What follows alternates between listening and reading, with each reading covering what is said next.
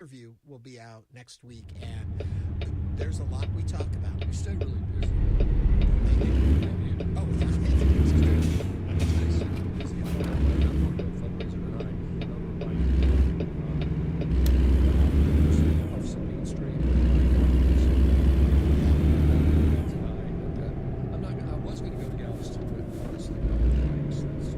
And also, you sound like you have a little bit of all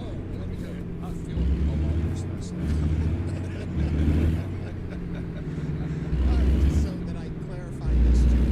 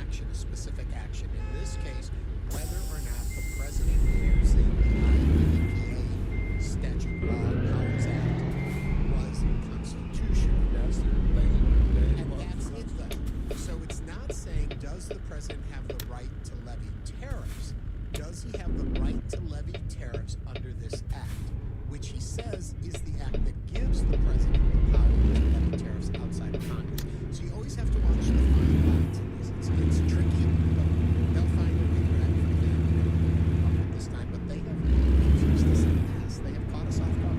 713-440-8870. Mike from Cyprus. Help us out on this.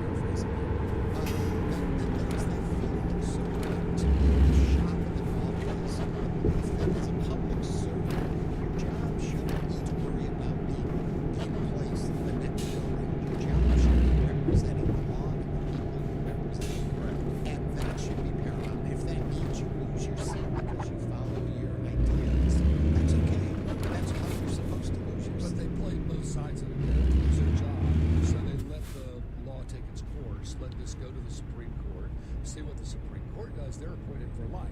They can't lose their job. And then the Republicans wash their hands of it and say, look, I didn't make this decision, so don't come after me. You go after the Supreme Court if you want, but they're not. Mike, are you still on the line? Yeah. So what's your take on it? Because I know when you ask a question like that, you've already thought about it.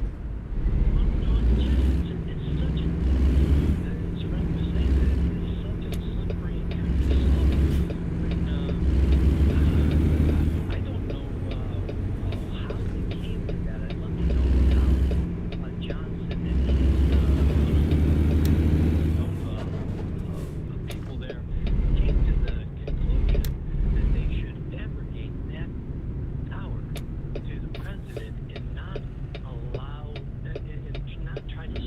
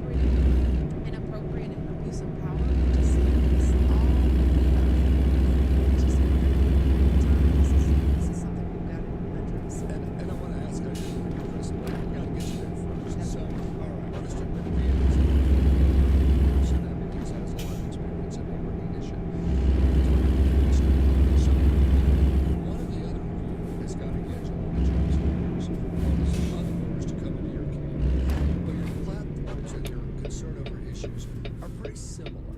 So what makes you different, Chris? You know, I have the experience and the track record in terms of what needs to be done in the community, whether that is your ability to drive in Northeast Houston and see some of the housing I've helped to rebuild, or go down the street and drive over to the Innovation District or ION, which is also a great product of our work. I was on city council and studied to the Innovation Task Force for the city.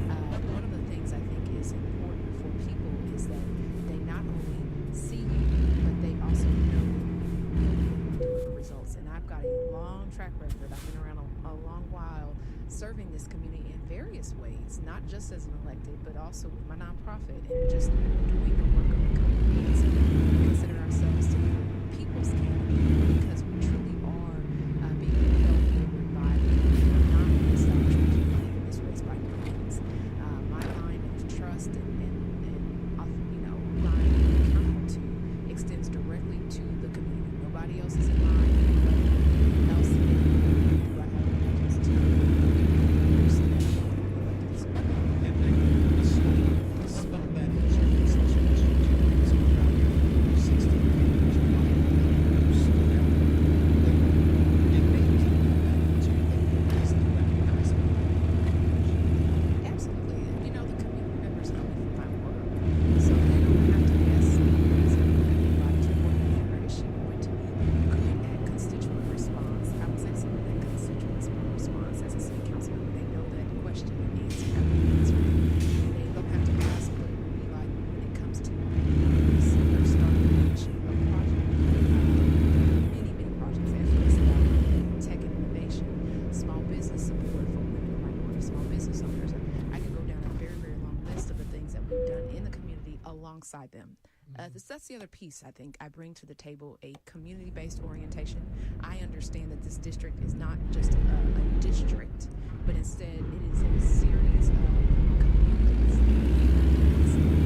residents, families, all of which have worked together in order to get the needs met. And my goal and my mission is to create an 18 congressional district in a broader Houston area, in a broader nation, in which everybody, no matter what their background, no matter where they live, has the opportunity to thrive. And that means focusing on healthcare access and making sure that it's affordable and that we're expanding coverage rather than removing it.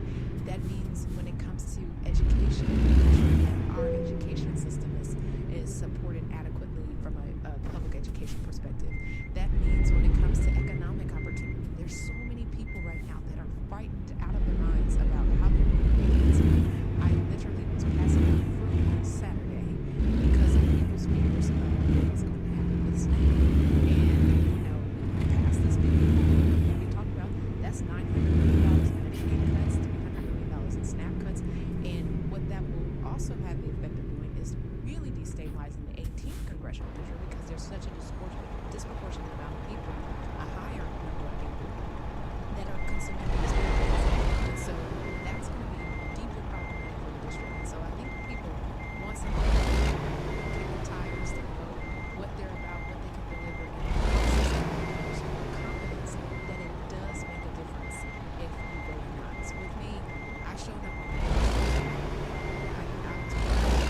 process. I didn't go away just because the cameras were on. And that's what sticks with people is who's here with us, for us, alongside us that we can trust and will help make sure that results are deserved. Any thoughts about transportation in this story? Oh my gosh. Yes, that was an alley-oop, passionate about transportation. When I was on city council, I got appointed to serve on the HGAC's Transportation Policy Council, which is the TPC, they call it. And each region, ours was an 8-county region, so Galveston area, has one of these that help to get federal dollars to transportation projects. And so these entities exist for people the NPOs exist. They do. And ours is TPC. So I was on that board. While I was on that board, one of the stats that came up was the fact that we were anticipating growth of 4.2 million people by 2045. So basically now, in the next 20 years, we're going to have all of this growth in our 8-county region. But the question is, what are we doing to prepare for that growth so that we're ready? And so we're not having a crisis like LA did, where people were unable to get from one part of town to the next because of the gridlock, because they had not adequate prepared. So I started the High Capacity Transit Task Force, came together with various transportation agencies, came up with a plan of how to try to start investment in high capacity transit options for our region, because I believe that we need multimodal transit options. We need to be grade separated. I know these are things that are going to get me in trouble with some people, but it's important that you have various ways that people can get to and from their workplace, to and from places of entertainment, to and from their home. That impacts the economy. When we made the business case, we made a cost-benefit analysis. What is it costing Houston not to do that?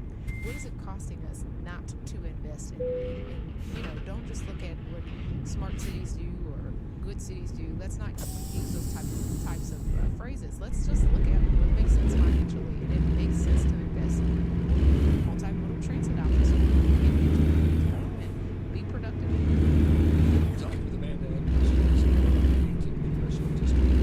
Question for the Secretary. So, we do have this newsroom question from our newsroom. It's possible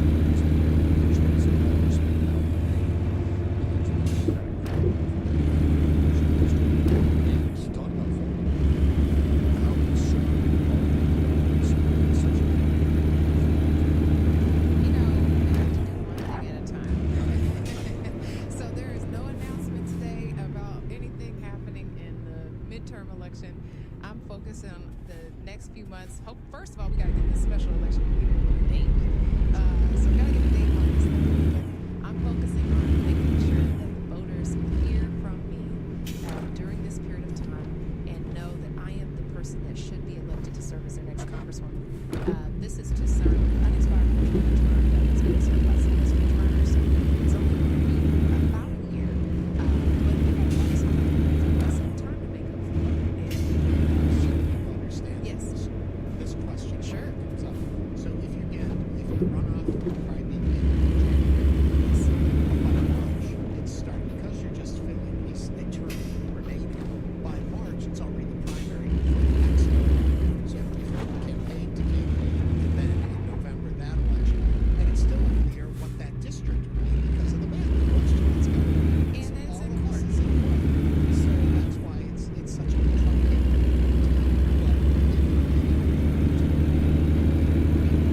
That's correct. You have until the remainder of 2026 in office to serve the community. And that's what I'm focusing my attention at this time. Yes, we have after the special election runoff has completed, focus our attention right now at the election, which is in Congress. So how do this first step?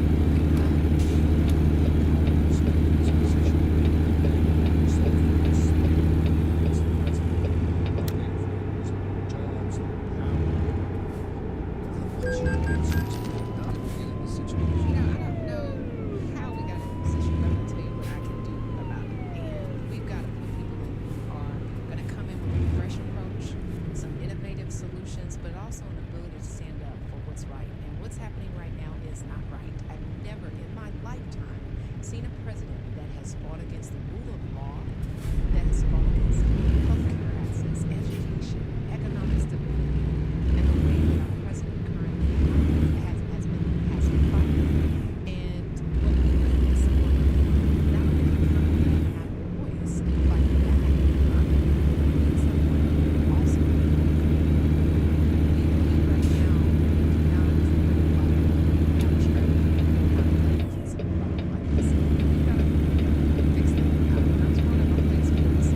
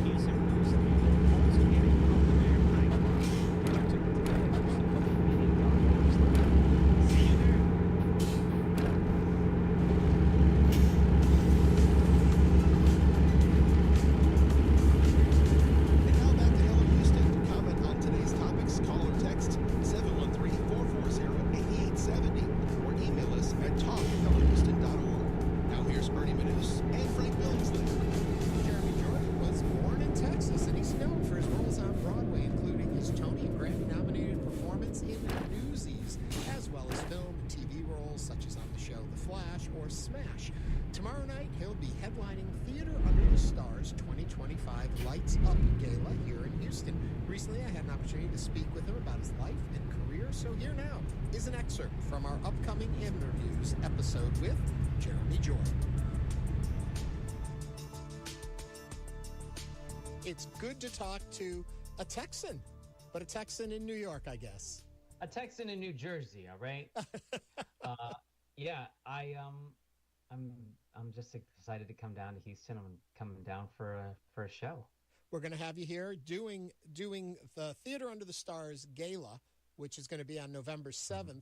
And I was going to come to this later, but since you bring it up, I'll start right here and ask, All right. Going out on stage as you, as opposed to going out on stage as a character, harder, easier, a different thought process? It used to be a lot harder because I was, not as comfortable in my own skin. And when you go out as a character, you've rehearsed for hours, weeks, months, and you're saying somebody else's words. There's none of usually, not always, but there's not a lot on the line in terms of like your ego and your own sort of stuff that you're dealing with. And as soon as you walk on the stage as yourself, you sort of bring it all with you. Mm-hmm. And so any insecurities you might have, any criticism that you could potentially get, it's all on you and nobody else. And that used to scare me a lot. But then I started doing concerts more and more and got more confident and better at sort of separating those things and making sure that I, know that I feel very comfortable with the audience, and it's a different kind of persona too. It's a more charismatic version of myself than in real life. Which in real life I'd just be like hiding behind a pole. Yeah. If I'm in the audience show, I'm like, don't look at me, don't call me, don't bring me up on stage. Okay, if that is truly you, why this line of work? Well, interestingly, I have a talent for it. So I have to sort of accept that. Yeah. And be like, because I was so insecure with myself, it initially the escapism of going into another character and being somebody else and getting to explore other lives was really intriguing to me because I sort of had an excuse to do that. Now I had to do it in front of people, but since I was like not terrible at it, it was okay. And then I got praise in like a new kind of way that I wouldn't have gotten as just me. So in fact, it probably slipped me a little farther away from myself at the beginning, and then I had to kind of find my way back. Back to the concert for a moment, when you're looking at the material you're going to perform, how much of it comes from a connection to the material because it speaks to you in some way, and how much is you got to think they want to hear the hits, they want to hear the songs from the shows that made you the name you are? Where's the balance in that? Well, I do think that most of the hits check both of those boxes. There's a reason that they become so popular. It's because they spoke to, the human condition, or something that I've really connected with, and that connection sort of has been, transmitted to the audience. And so I think those songs do check those boxes. And then there are always a couple of songs that maybe I wouldn't have otherwise sung, except the audience demands it. But then we try to sprinkle in some things that are either meaningful to me or interesting or new or tell a very specific story. It always changes, depends on the venue, depends on the audience, depends on where I am in my career. Do we get a few more Disney songs in here now because of your little partner in life, your child, or do you stick to where you were going? I have been doing a lot of Disney songs in the set. I was doing, for a long time, I was doing like a full Disney princess medley thing. Yeah. I definitely will be doing Disney. I'm not 100% sure which. We have a few options to choose from, but There will definitely be some Disney, and obviously Newsies, which is like my biggest theater thing, is from Disney too. So yeah, we'll definitely see some of that. When I was a kid, I grew up in upstate New York, and we had an opportunity to go down to New York City. And I don't know why, I was a strange kid. I loved the TV show Guiding Light, the soap opera. And we got to go to the set of Guiding Light. And there was an actress on the show, Lisa Brown, who played Nola. And the day we were there watching them tape the soap opera, she kept tap dancing up and down the hallways because she was going to go into 42nd Street. And I thought, there is no way you can do a TV show and be on Broadway. You did that. That must be Very crazy. short period of time. But still, how do you find the energy, the time, the scheduling to make something like that work? And we're talking Well, about it was Smash, before- the TV show. I was in Newsies and Smash at the same time for about 2 months. Ugh. I was not a father. My wife was also in a show, so like I didn't like have to I didn't have to come home and like be accountable to anybody, you know? So I didn't have a day off for like, I don't know, a month and a half. This is like 40 some odd days. Because I was doing 8 shows a week and then during the day I was shooting Smash, and I missed a lot of shows actually because they brought in like a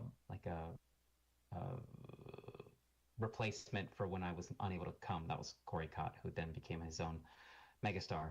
And so yeah, it was wild. It was like a weird fever dream, but I was having the time of my life, and I was still in my 20s. Like I had so much energy, you know, I didn't get any sleep and it was totally fine.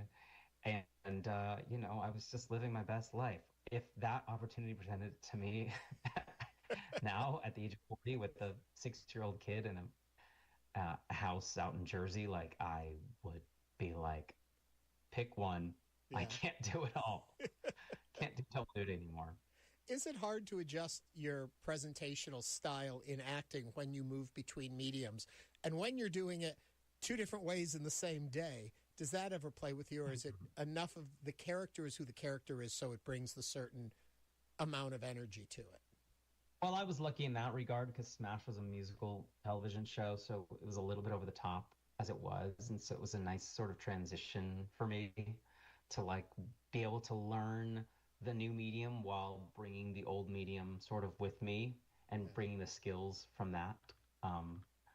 But yeah, I am not one for how different they are internally.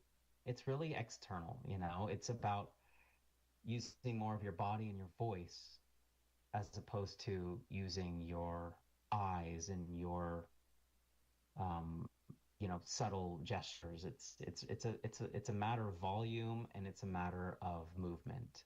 And I think the rest of it, I mean, if it's good writing, I think the rest of it sort of falls into place. And you know, you're still studying character. You still have stakes and objectives and, you know, tactics and all the other actory terms that I can't think of right now.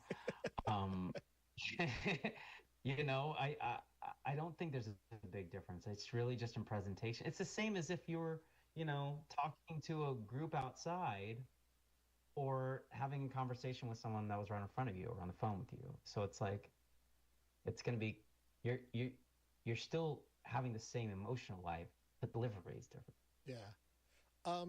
Before we run out of time, I do want to talk about, we hear these news stories all the time of the death of Broadway, the end of Broadway, it's over. I put little stake in it because I keep hearing the same story over and over again, and there's still Broadway. But I'm curious your take. I guess it was New Yorker or the New York Times just had a big article about that again. And I'm curious your thought on the state of a place like Broadway. Yeah, I'm a little bit worried about Broadway, if I'm being honest with you. When I hear things like, oh, the highest grossing season in Broadway history, I'm like, oh, then why did 90% of the new shows close within 4 to 6 months? Yeah. You know, I think it's become this weird thing, you know. The things that make money are the plays or the star vehicles. So those are the more sure things, and that's what people are going to invest in. So you're going to see more of that. Which is troublesome for musical theater because there's a lot less of that in musical theater. And musical theater takes a lot more risks generally. But we've seen a lot of jukebox musicals, which some have done really well, and some are good, and some are less good. But at the same time, I think the main sort of victim of this is original thoughtful work that unless you get a Tony, nobody's going to see. And theater being more accessible to normal human beings is so expensive. And when the shows that are charging $500 ticket prices and investors and producers are like, well, that's what makes us that much money. All these shows are prices until they start to sell and drag down our situation. So I don't know what the solution is. I'm a person, but I see a lot of my friends together their pieces burn. And I do think there are a lot of people out there like decision makers who are pretty hard to get something that's also very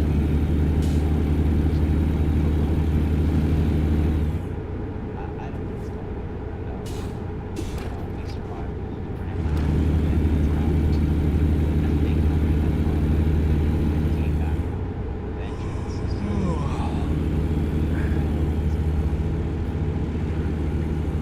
That experience it's not just about starting home. It's not just about massive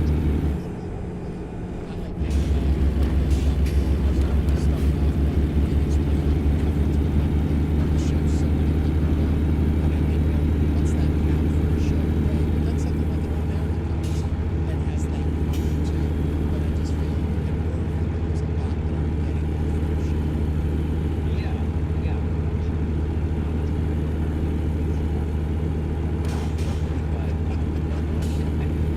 But you know, I'm a little shocked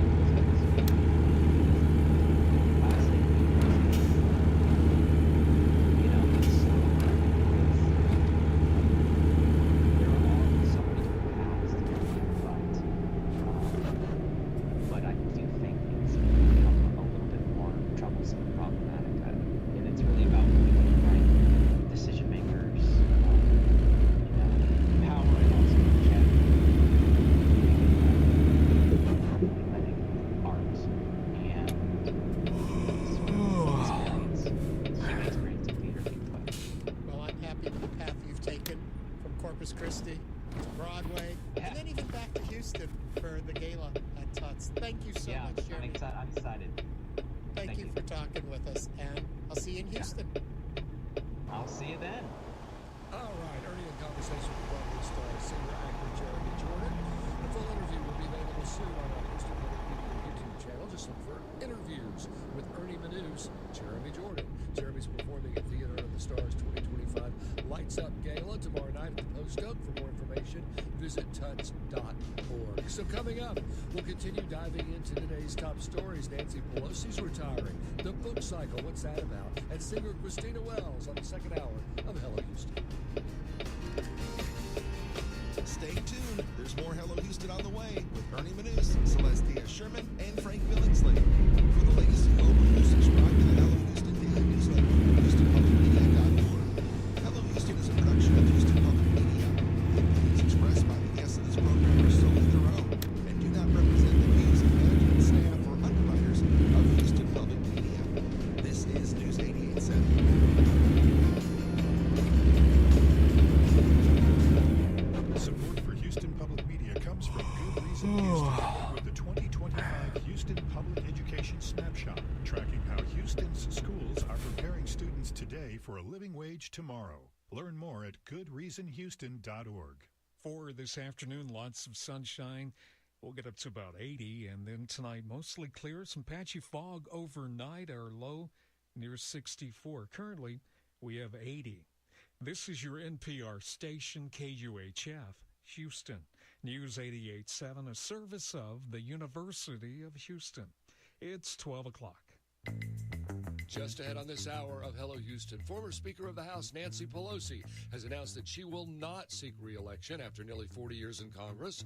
We'll discuss this and more as we continue diving into today's top stories. I'm Frank Billingsley. And I'm Ernie Manous. We'll also speak with the director and founder of The Book Cycle, who will tell us about their program of keeping books circulating by just giving them away at no cost. Plus, we'll also chat with Houston-born singer and actress Christina Wells, who will tell us all about her cabaret-style show, Divas Across the Decades. And we want to hear from you. Give us a call or text 713-440-8870 or email us at talk@hellohouston.org. You can also watch us on YouTube. Just go to houstonpublicmedia.org. Hello Houston continues right after the news from NPR and News 88.7.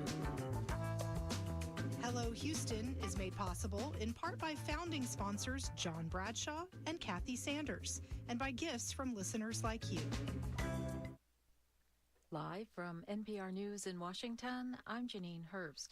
President Trump says two companies that make GLP-1 obesity and type 2 diabetes drugs will reduce prices on some of their medications. Already Pfizer, AstraZeneca, and EMD, Serono, have agreed to drastically lower their prices for American patients. And today, Eli Lilly and Novo Nordisk are joining the phenomenal list of the most exciting announcements.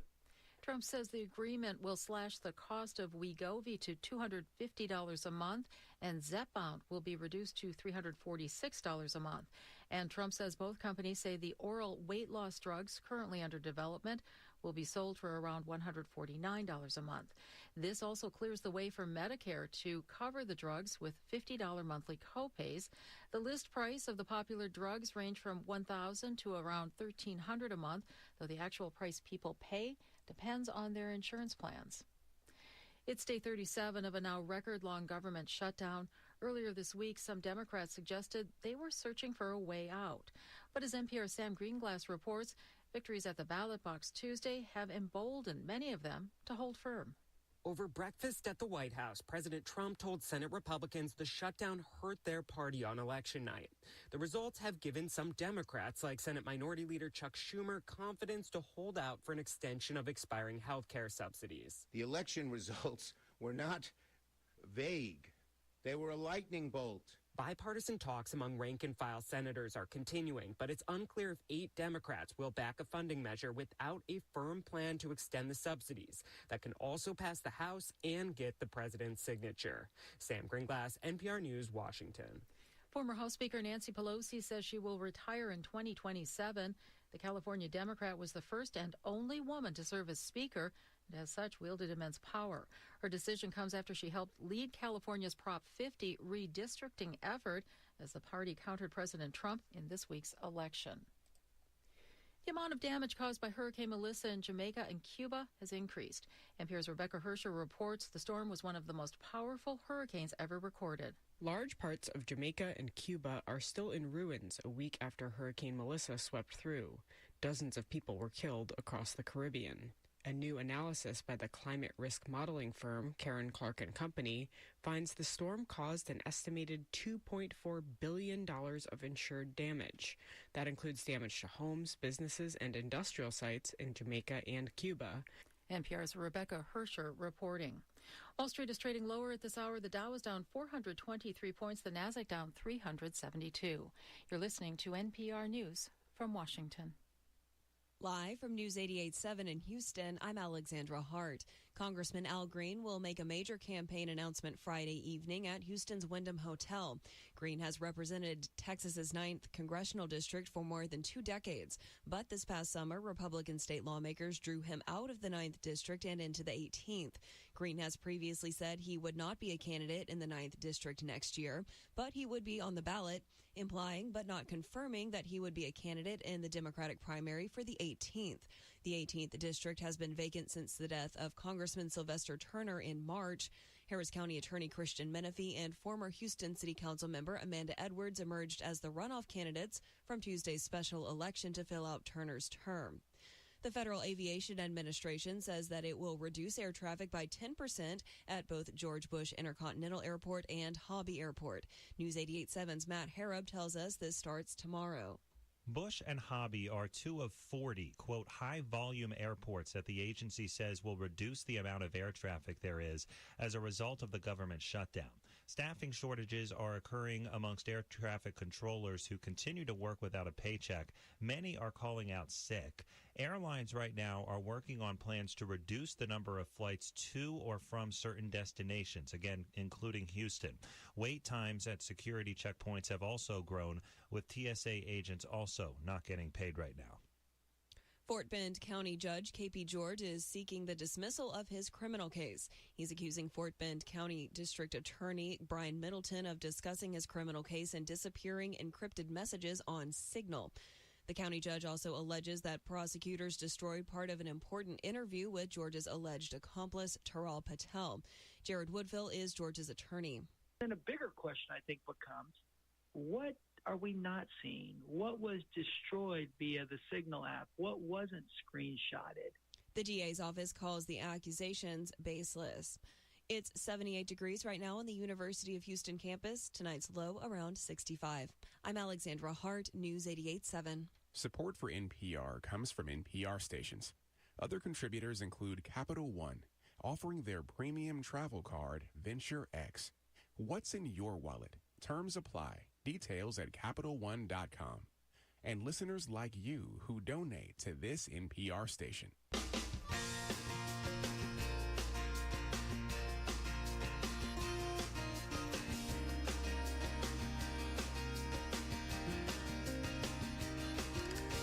Live from Houston Public Media and News 88.7, it's Hello Houston, an open forum on today's biggest stories affecting Houston and beyond.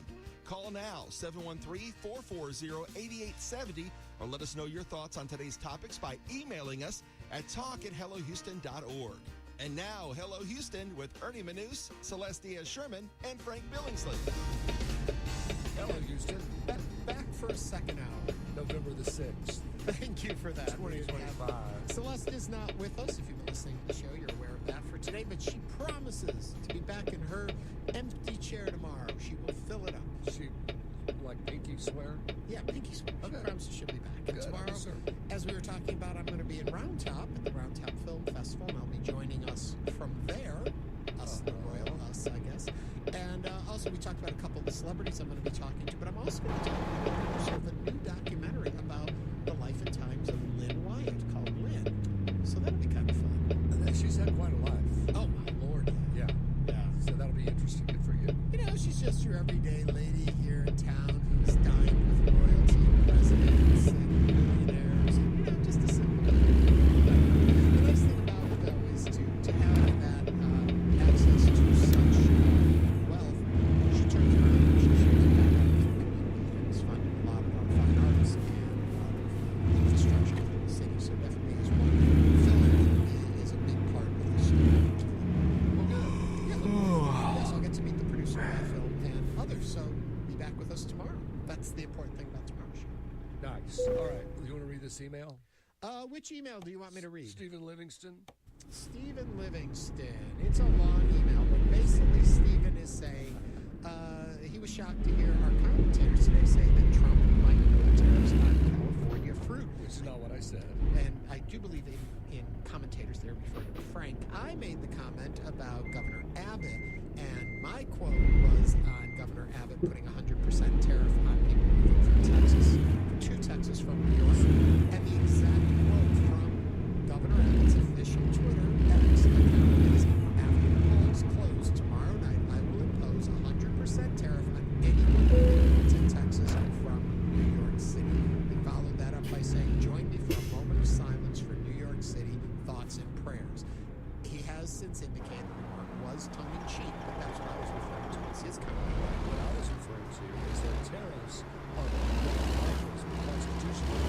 Can be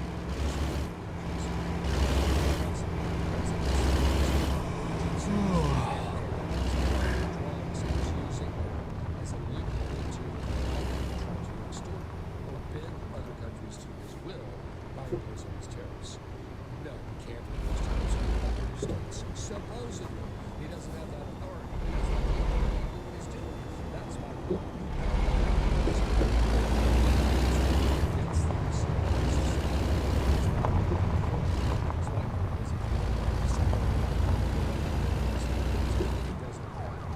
So, Steve, I know the Constitution. So thank you for your appreciate writing it. But I was trying to make the point that when the president gets away with this, as he's got to do, the Supreme Court doesn't step in, what's next? What's next? And we don't know, because so much has happened in the quick 7 or 8 months that we've had this man in power, that it's hard to know what's coming next. So that's the only point. Thank you for your email. All right. Coming up, what? Interesting. All right, email. read that one. We have 2 great candidates for the 18th district. But by all logic, since Sheila Jackson Lee was in a runoff with Amanda, she should have been the candidate on the ballot last November. If the precinct chairs had put Amanda's name instead of, it says Spencer, I think they mean Sylvester Turner, I think is what they mean, but I don't know. I think that unfortunately we have 2 congressional representatives back to back.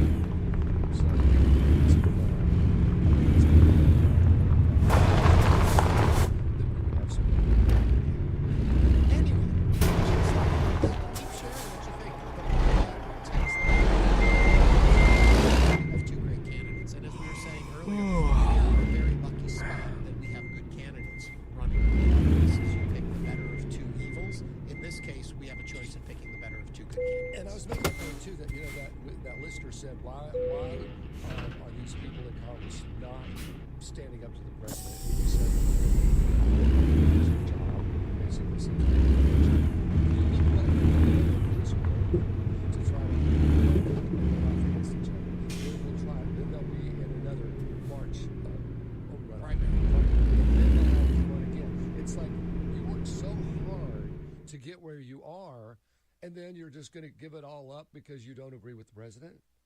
I mean, it's a very tough position for these representatives to be in, because they don't want to lose their job. They work very hard to get there. Yeah, terms are a very interesting thing, how long terms are. And that's one thing that Annise Parker fought for when she was mayor, was instead of the mayor of Houston having 3 2-year terms, she felt like, you don't have a chance to govern. You're always running for the next election. So that's why we switched to 2 4-year terms, because it gives them time to build their body and working to get some. Like the president. So there you have that. Thoughts on that. Coming up this hour, we're going to be talking about the book cycle. Fascinating place. You're going to want to learn about this, and you're going to want to visit it because they have all books there free. That's the price. She'll tell us how that works and why she's out. And then also a true friend of our show back with us is Christina Wells. A true friend I stumbled in. Christina Wells, who isn't with us, as we mentioned, is Celeste, and it's fun to watch the YouTube comments. Alex Garza says, I'm picturing Celeste is away and having a movie marathon. Another person writes, she's watching Star Wars. They both have smiles. Stay good. You know what? Warm up a little bit each day. Stay good. And then this cold front comes through Saturday night, which is back down.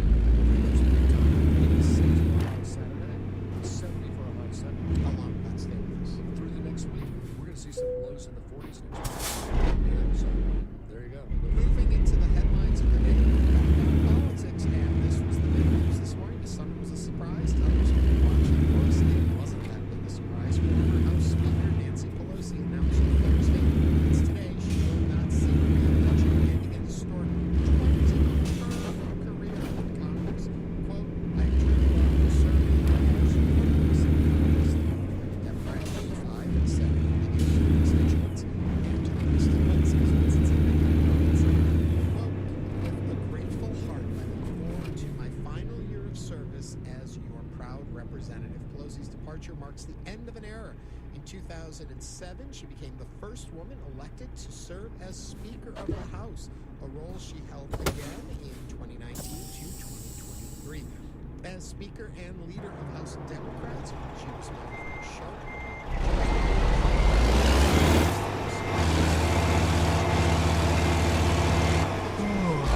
San Francisco-based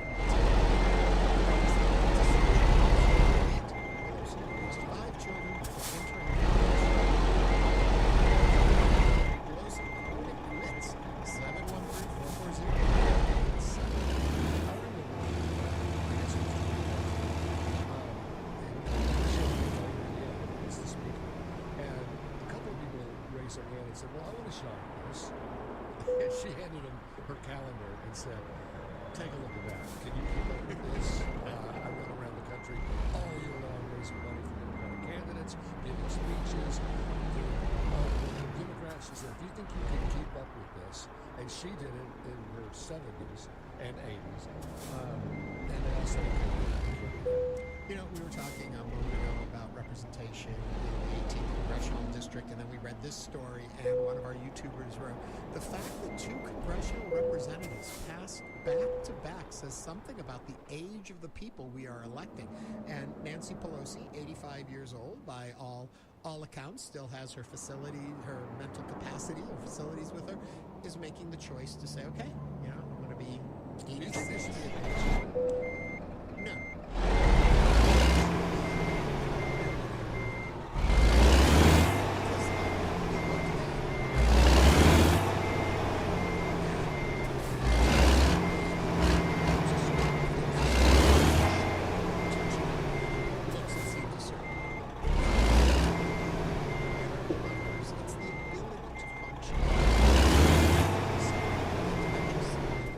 Some people get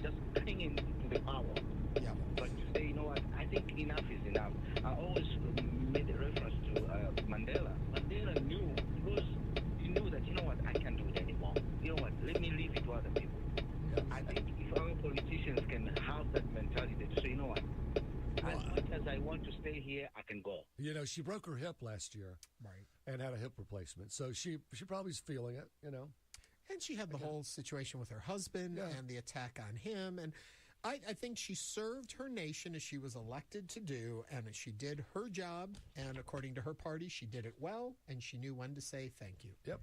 Yeah. Thank you for that comment, Alex. Okay, we are going to wrap this segment. Coming up, we're going to have the director and founder of the Book Cycle here, and then Christina Wells a little bit later. So love her. Don't go anywhere. You're listening to Hello Houston.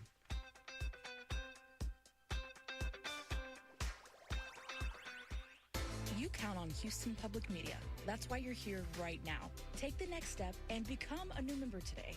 Every gift makes a difference. And with a gift of $5 or more per month, you'll receive PBS Passport, a member benefit that lets you stream more of the shows you love anytime. It only takes a few minutes to make a big difference. Become a new member today at HoustonPublicMedia.org/donate or call 888-909-0887. Houston Matters wants to hear from you about story or guest ideas for future programs, or pet care or gardening questions you'd like us to tackle when those subjects come up each month on the show. Or maybe you have suggestions for how we can improve the program and provide a better public service. Reach out anytime at talk@HoustonMatters.org. I'm Craig Cohen. Join us for the next Houston Matters weekday mornings at 9 from News 88.7. On the next Science Friday, the story of a scientist who decided to dedicate her career to understanding disease, endometriosis. Oh my gosh, of course, I'm an engineer. There are things I can do that I've done before, so why don't we give it a try? That's on Science Friday from WNYC Studios. You can hear Science Friday. It's on tomorrow at 1 o'clock. Support for Houston Public comes from listeners like you and from Baylor College of Medicine. Through research and innovation, Baylor continues to redefine what's possible in healthcare and medical discovery. Support for Houston Public comes from listeners like you and from the Houston Public. President Stan Welch is the nutcracker, the holiday edition of church. Tickets available at westballet.org.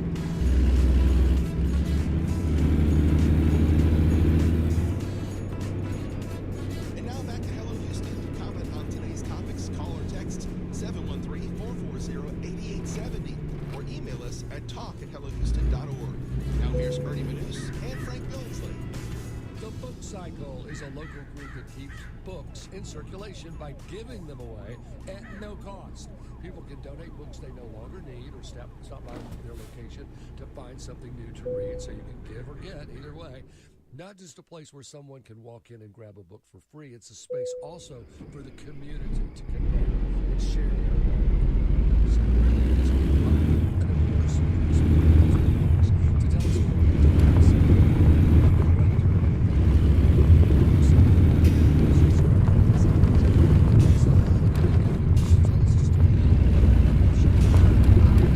Recently started the organization in 2012. What I wanted to do was just something for the community. I wanted to do something with reading.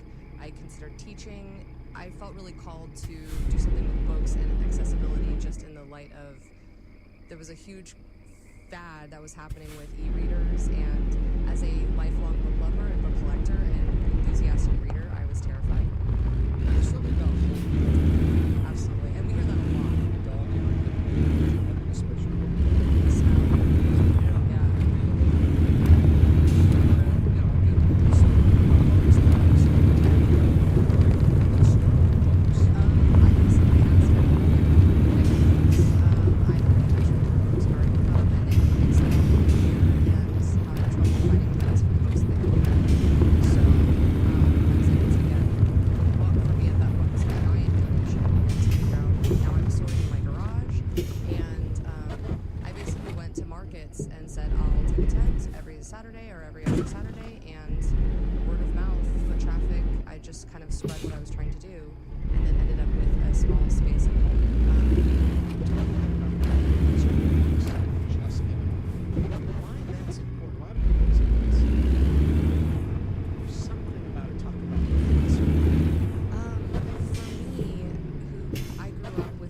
books I bought at book sales, in libraries where there's a cart and every book that they're discarding is for sale for 10 or 15 cents. That opened me up to books I would never have read before, interests I never would have gone into, ideas, philosophies. That is such an important thing, to be able to have access not just to the books in a school library or the sections you might be attracted to, but to have the ability to go and peruse literally any books. I also think the ownership is really important. One of the biggest, most important tells of future academic success is just having books in the home. And there's so many families that just don't have the ability to do that. And not to feel like the books are theirs, the kids can really read through them over and over again. It can be repetitive. That kind of comfort is important. So creating a space like that where books are free.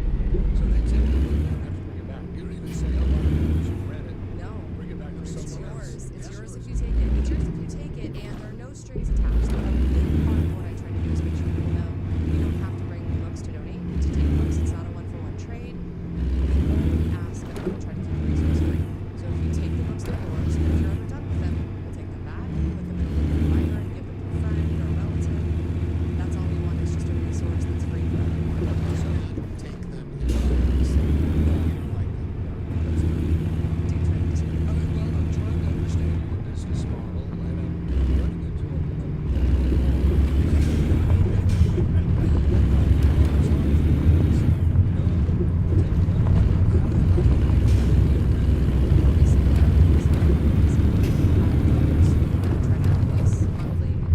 We're trying to build some of those structures up a bit more for people who can and want to help monthly, yearly. We always accept donations online or in person. We try to build those bigger so digital recently.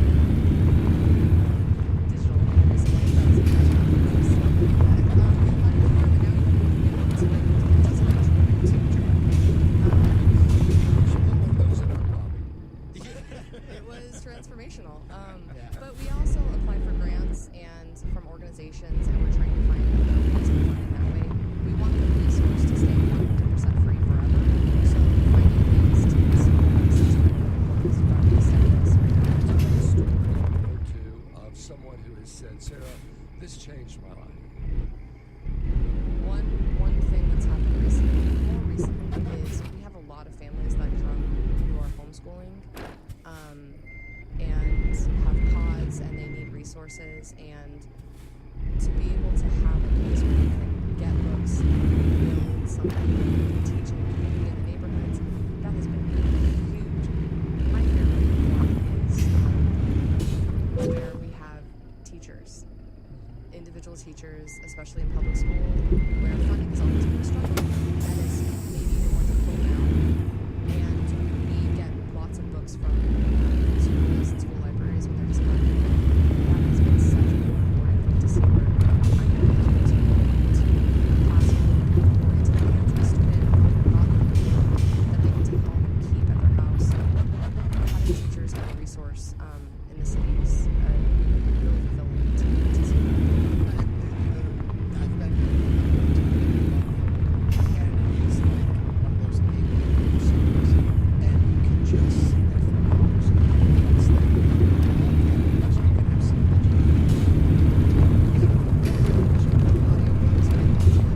yeah, it's just fascinating. And I always think to myself, it's discard this library. And then once I find it, last weekend I took my books and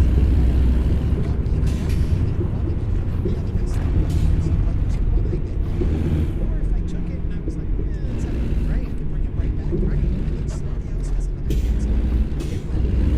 That just came in, and I've been grabbing it online right now. Just to check pages. Yeah, absolutely. These animal friends. It's got 4 pages, but they're really good pages. It's basically, are you like, okay, Always. we have 12 Da Vinci codes. We don't need any more Da Vinci codes. Always. All right, we have a call for you. If you'd like to join the conversation, we're talking to Sarah, director and founder of the Book Cycle, 713-440-8870. And we have Lisa from the Museum District. Hi, Lisa. What's on your mind?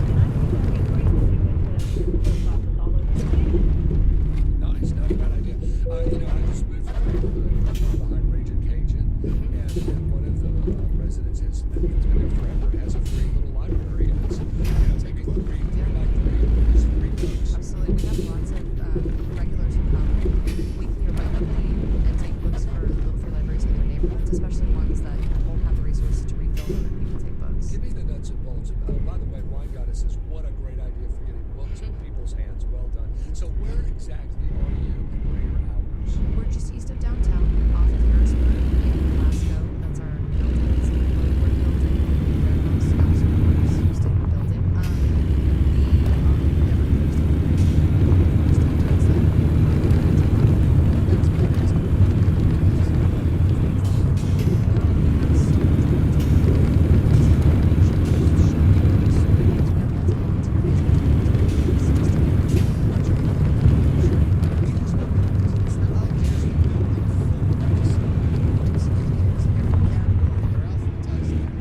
Everything from fiction, nonfiction, novels, history, philosophy, art books.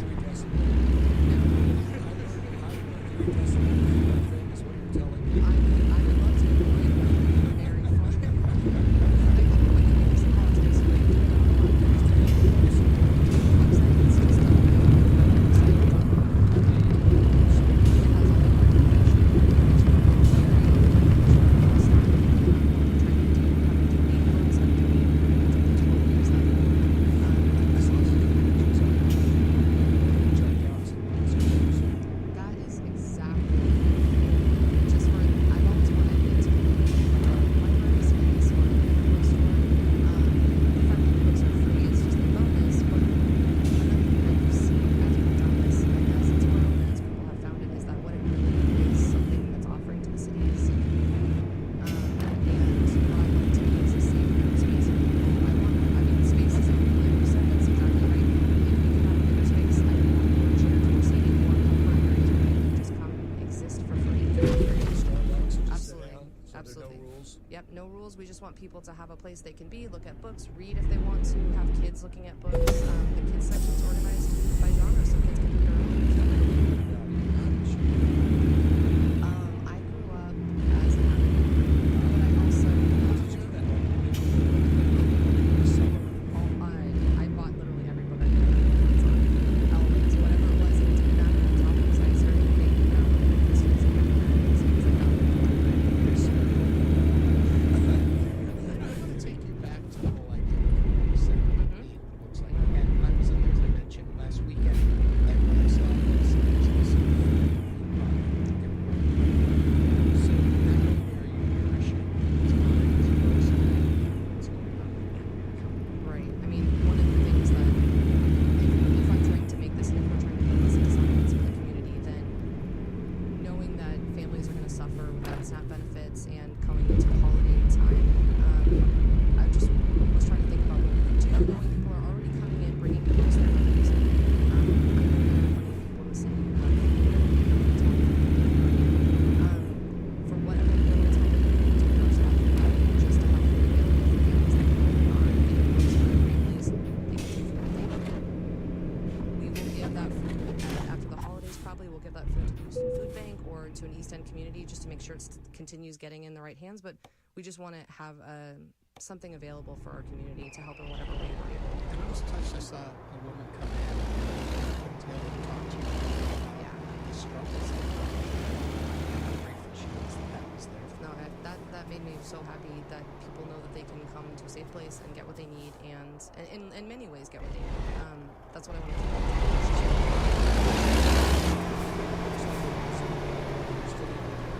We always take books to say we won't accept books because that's another thing the city is having a struggle with, is a place for people to take books that they know they're not going to get trashed or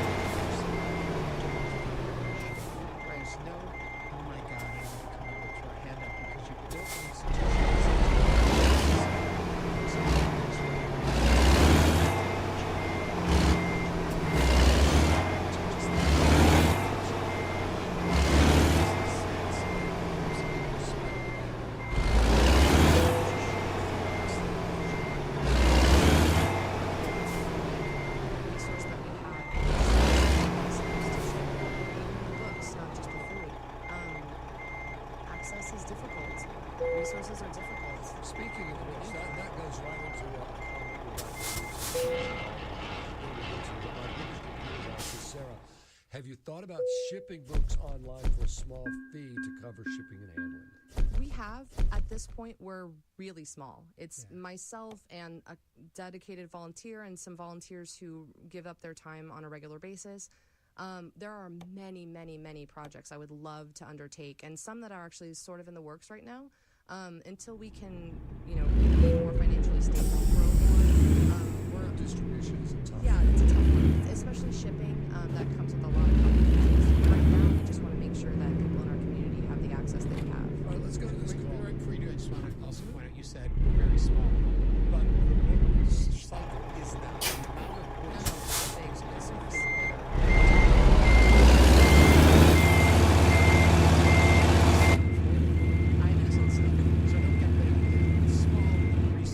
Yes, but the offering is a large offering. Yeah. All right, Gary has a question. Hi, welcome to Hello Houston, Gary. Good day. I want to file a complaint. I may be revealing my age, but I heard the words novel, history, philosophy, but I did not hear the word poetry. We absolutely have a poetry section. There are a lot of things we can miss this Oh, absolutely. It would take a long time to list the categories we actually do have. I made the signs and listed all of those. It's about 100 and something categories, especially nonfiction. We have all kinds of nonfiction. So do not worry, Gary. Just because we didn't mention it doesn't mean they don't. And we get more every day.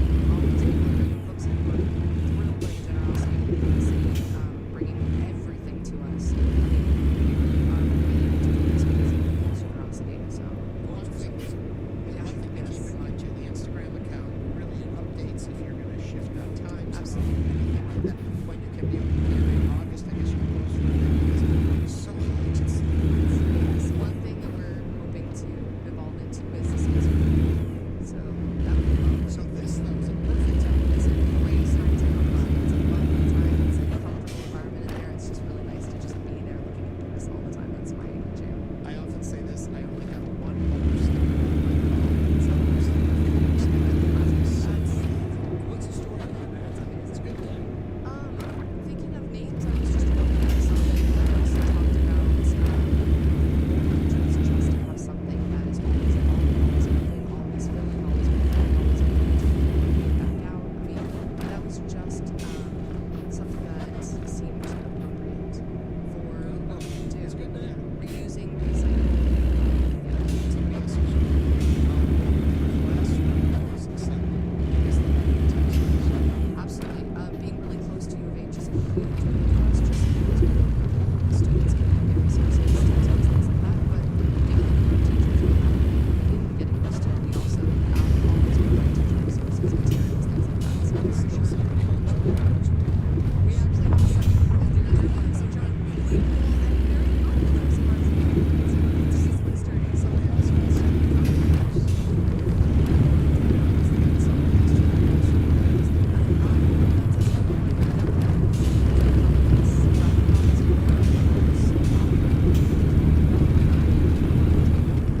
complete sympathy and also sympathy for people who that's what we do sometimes, but it's just really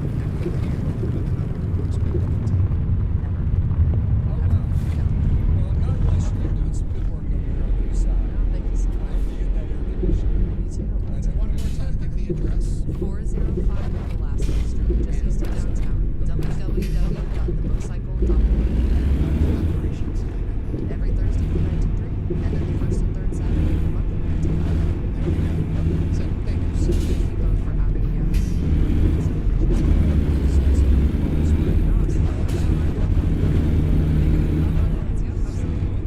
Is the director and founder of Bookcycle. Thank you so much for joining us. Thank you both. Coming up, we'll talk to Christina Wells from the president of Houston.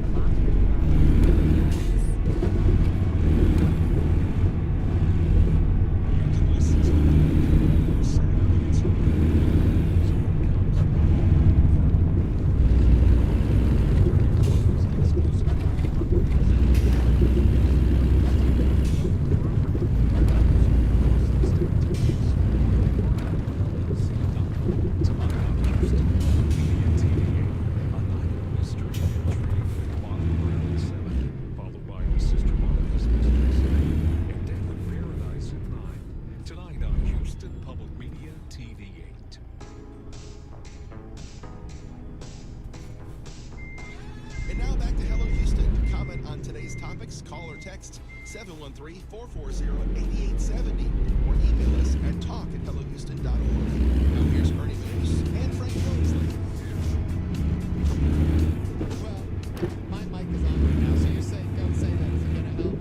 You've seen Christina Wells on America's Got Talent, where she won over the hearts of the American public with her phenomenal singing voice. You may have seen her on stage when she was part of the 25th National Anniversary Broadway Tour of Chicago, or you may have seen her in a local Stars productions of a bunch of shows, including Mermaid.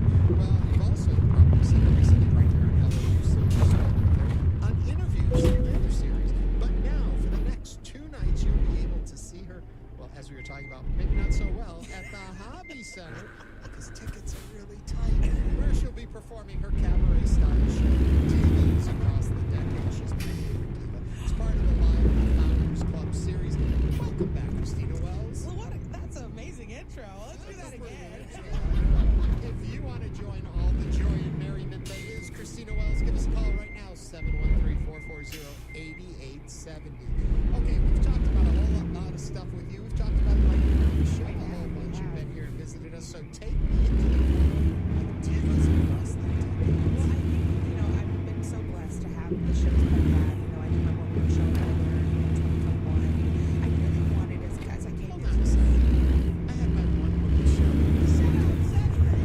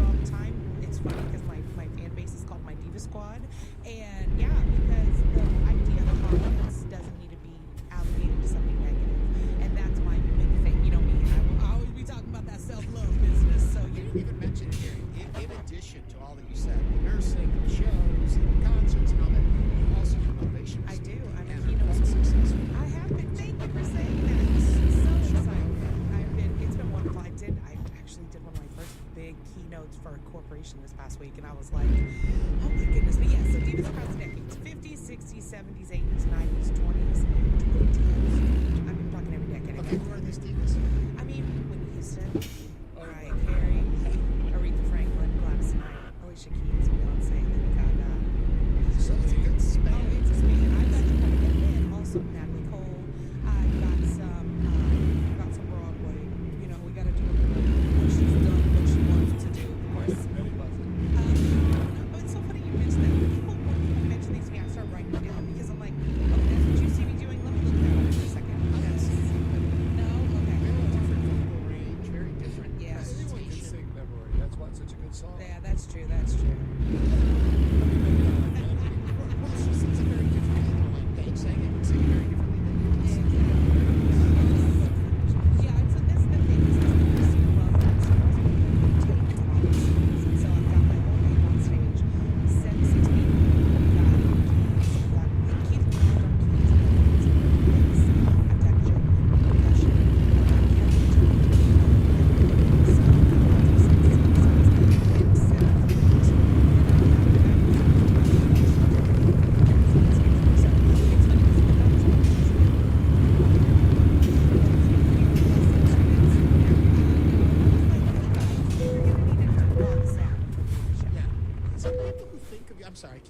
you off. I'm so excited. People who think of you as just a belter. Yeah. And they think, well, the whole show's just going to be bum, bum, bum, bum. No. There is a gentleness in there, too. There is. I like to take you on a roller coaster. I want to take you through feelings. And also, I don't want to yell at you for 100 minutes. Like You have yelled at me for I 100 minutes. have. It's happened. But I don't want to yell at them. So, thank you.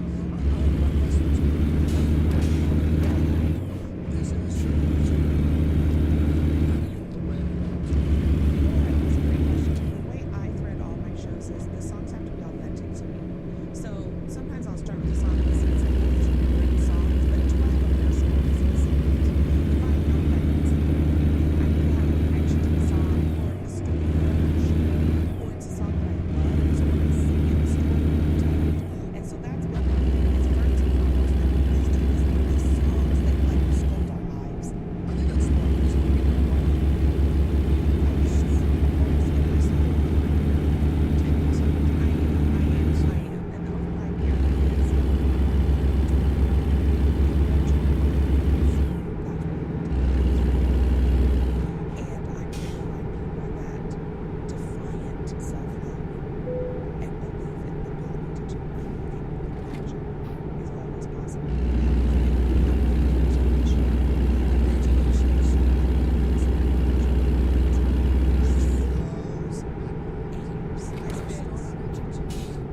I started singing about 2016 was the first time someone gave me $1 bill to sing a song.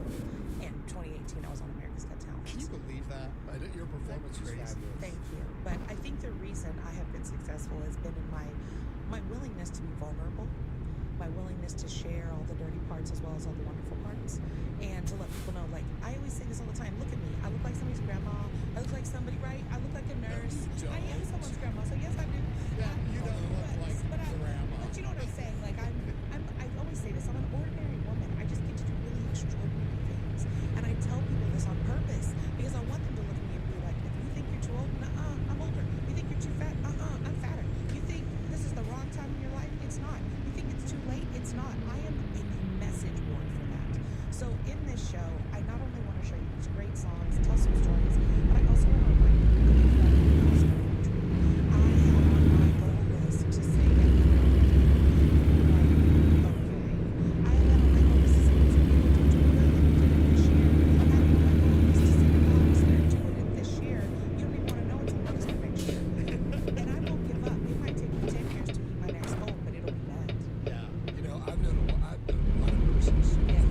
I would love to have nurses. You smile and you cry, but you have that charisma and that confidence. I bet you make a great nurse. I appreciate that. I will say that one of the things I talk about a lot when I keynote, especially to medical professionals, is bringing your whole personality to your career. I bring all of Christina because I'll whip that curtain up and be like, hey, baby, I'm your nurse today. I've known a lot of singers, and I want you to be a singer. Yeah, So there we go. I do want to remind people, too, we did tape an episode of interviews. It's on YouTube. Please go and watch it. You can hear our full almost hour. It's an hour, and it's wonderful. I watched it and cried. I was like, this is so beautiful. And no, it's us.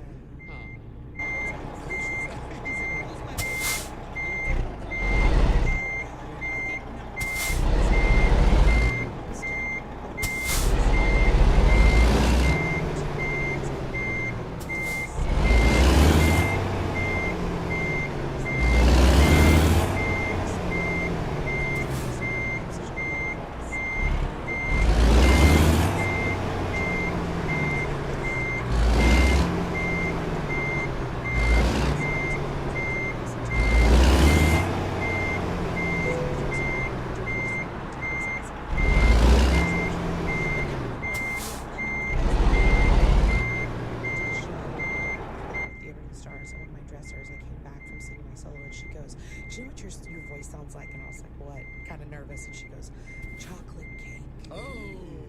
Girl, you couldn't tell me nothing after that. I said chocolate cake. Okay, I like it. So yeah. Okay, those are follow big up. ones. Yeah. Follow up. A particular song that when it comes on, you're like, you drop the syringe and say, sorry, baby, I gotta sing this along with her. So one of the songs of the show that is a song like that for me, it's a heartbreaking song, but I love it, is If I Were Your Woman. but the Gladys Knight version of Pips. We're doing in the show tonight. Oh. And the show's on tonight. Yeah. And you're here just chatting with us. Well, that's hello. And the tickets are tight. Hey, if you want to get a ticket though, there's I think there's 3 or 4 for tonight. So if you're thinking about it, trust and believe it's worth it. I am excited to do this show. I've been nervous, of course, and I've been very scared these past few weeks, heart palpitations. And I booked this a year ago. Yeah. So I've been working on this for a year. You're going to be great. Thank you. But this morning I woke up like this. Let's do it. Yeah. So where is it? Do you have an agent that is like, okay, so I do. where are you going to I have decided that I'm going to take this show. Oh, So I've started talking to venues across the United States to start to shop this show. I'm just going to put it out there. I'd like to do wineries. I'd like to do House of Blues. I'd like to do that mid-sized venue. I think that with the band, if I can bring them, I will. If I talk to all of them, we're down for it. And yeah, I want to take this show out and I want to start traveling. That whole cabaret. It does. It's not huge in Houston. No, but it is everywhere else. It's massive. Other cities It is. appreciate their cabaret. And I feel like my voice, yes, I can sing in a great big space, and I do a great voice. I think there's something about the intimacy. You and I know. Something that intimacy in a smaller space where I can really look in your eyes and I can talk to you and sing to you. Tony Bennett was there singing. He said, hold on, I don't want to do this opera house. I want to sing acapella. Because the structure of this opera house is amazing. Okay. Oh, Ernie can hook you up. Beep, beep, beep, beep, beep, beep, beep. Could too. Please connect me. Yeah, because I want to do. Everyone knows this. I'm Houston, and I want to do as much as I can. But yeah, let's go. Well, Wine Goddess says, Christina, you're so inspirational, wonderful, and talented. And then Jabal Man says, thank you for sharing. We love you. We love you. We love you. We're out of time. But I love it too. Thanks for having me over. You're on your day that you're performing of all. Oh my God. And it always sounds it sounds the same as it's great.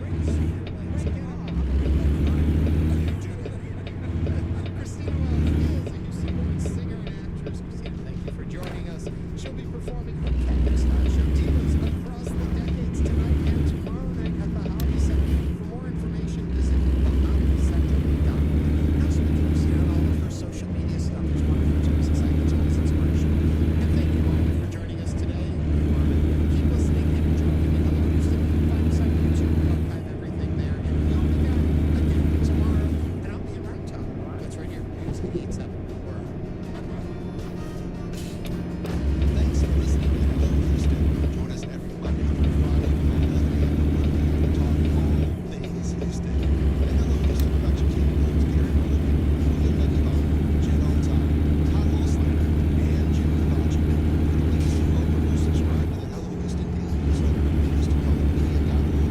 Hello Houston is a production of Houston Public Media. Opinions expressed by the guests of this program are solely their own and do not represent the views of management, staff, or other owners of Houston Public Media. This is executive consent.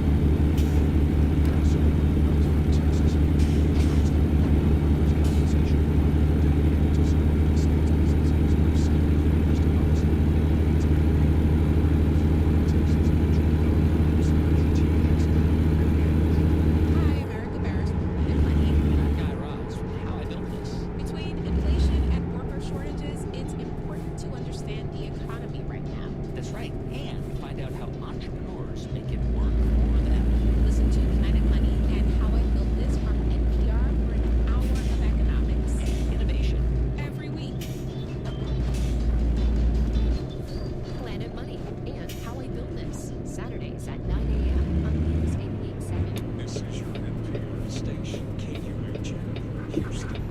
News 88.7, service of the University of Houston. Now, this would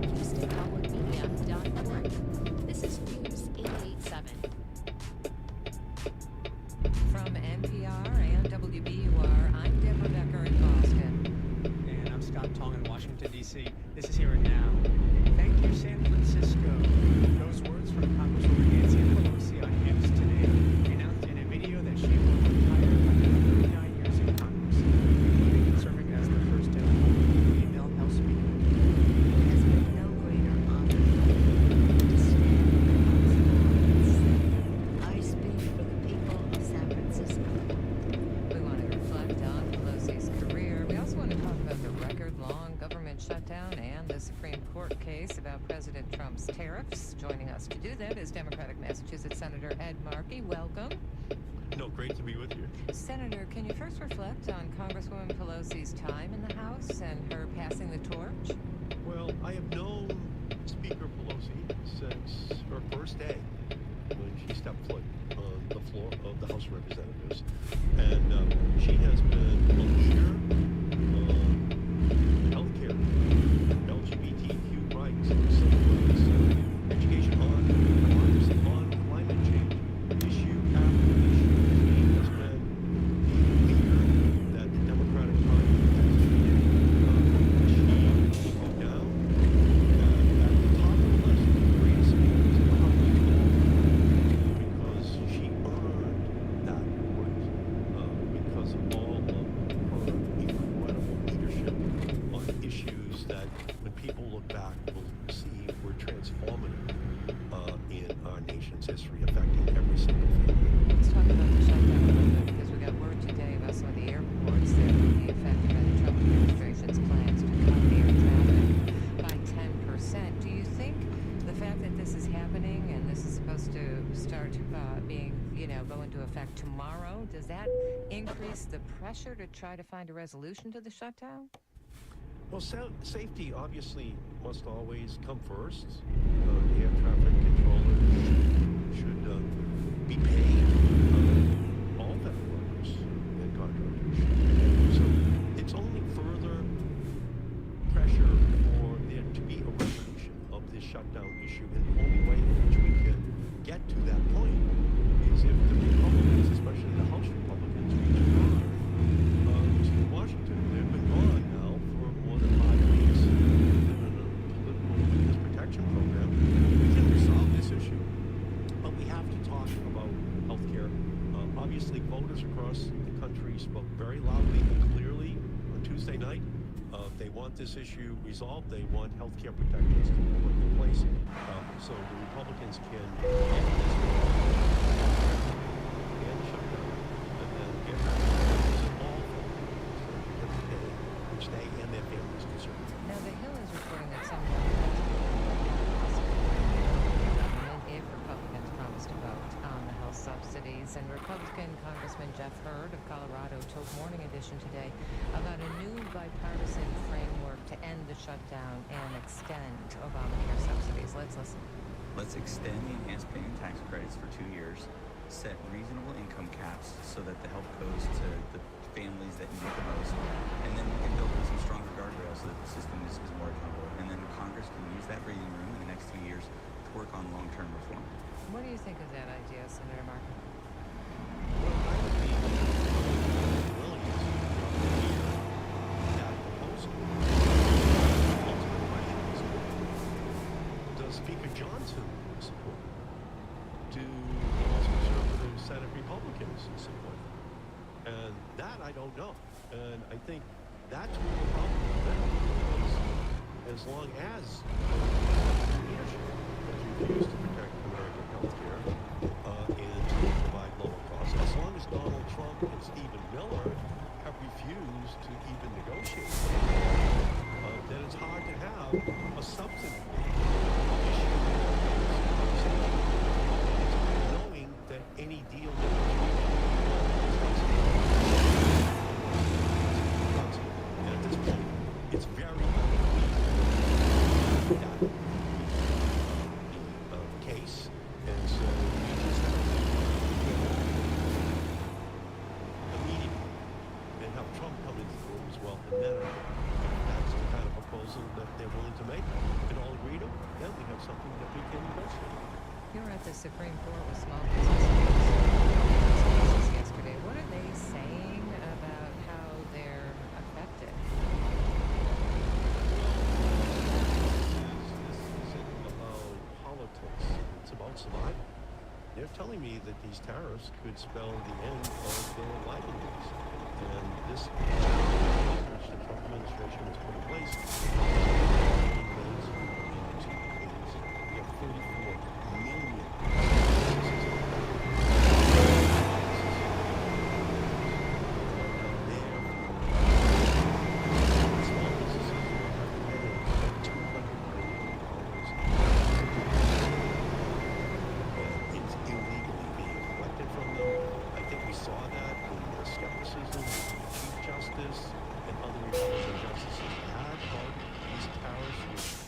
kept repeating over and over again, just taxes, and only the Congress can levy a tax. And honestly, just to be frank about it, the last time there was a tax on tea, a revolution began in Boston. No taxation without representation. And the reason that that revolution began is that they did not want a king to be able to decide what the taxes were. And they said, we need a House and a Senate as well, so that there's representation in terms of all taxation. And so that is what the small businesses of our country are calling for. Okay, we're going to Real have representation and to take away the power which President Trump has aggregated to himself. Okay, we're going to have to leave it there. Democratic Massachusetts Senator Ed Markey, thanks for being with us.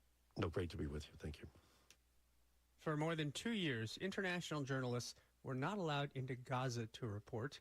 Now, as a fragile ceasefire holds, the Israeli military is allowing some reporters to visit under military escort.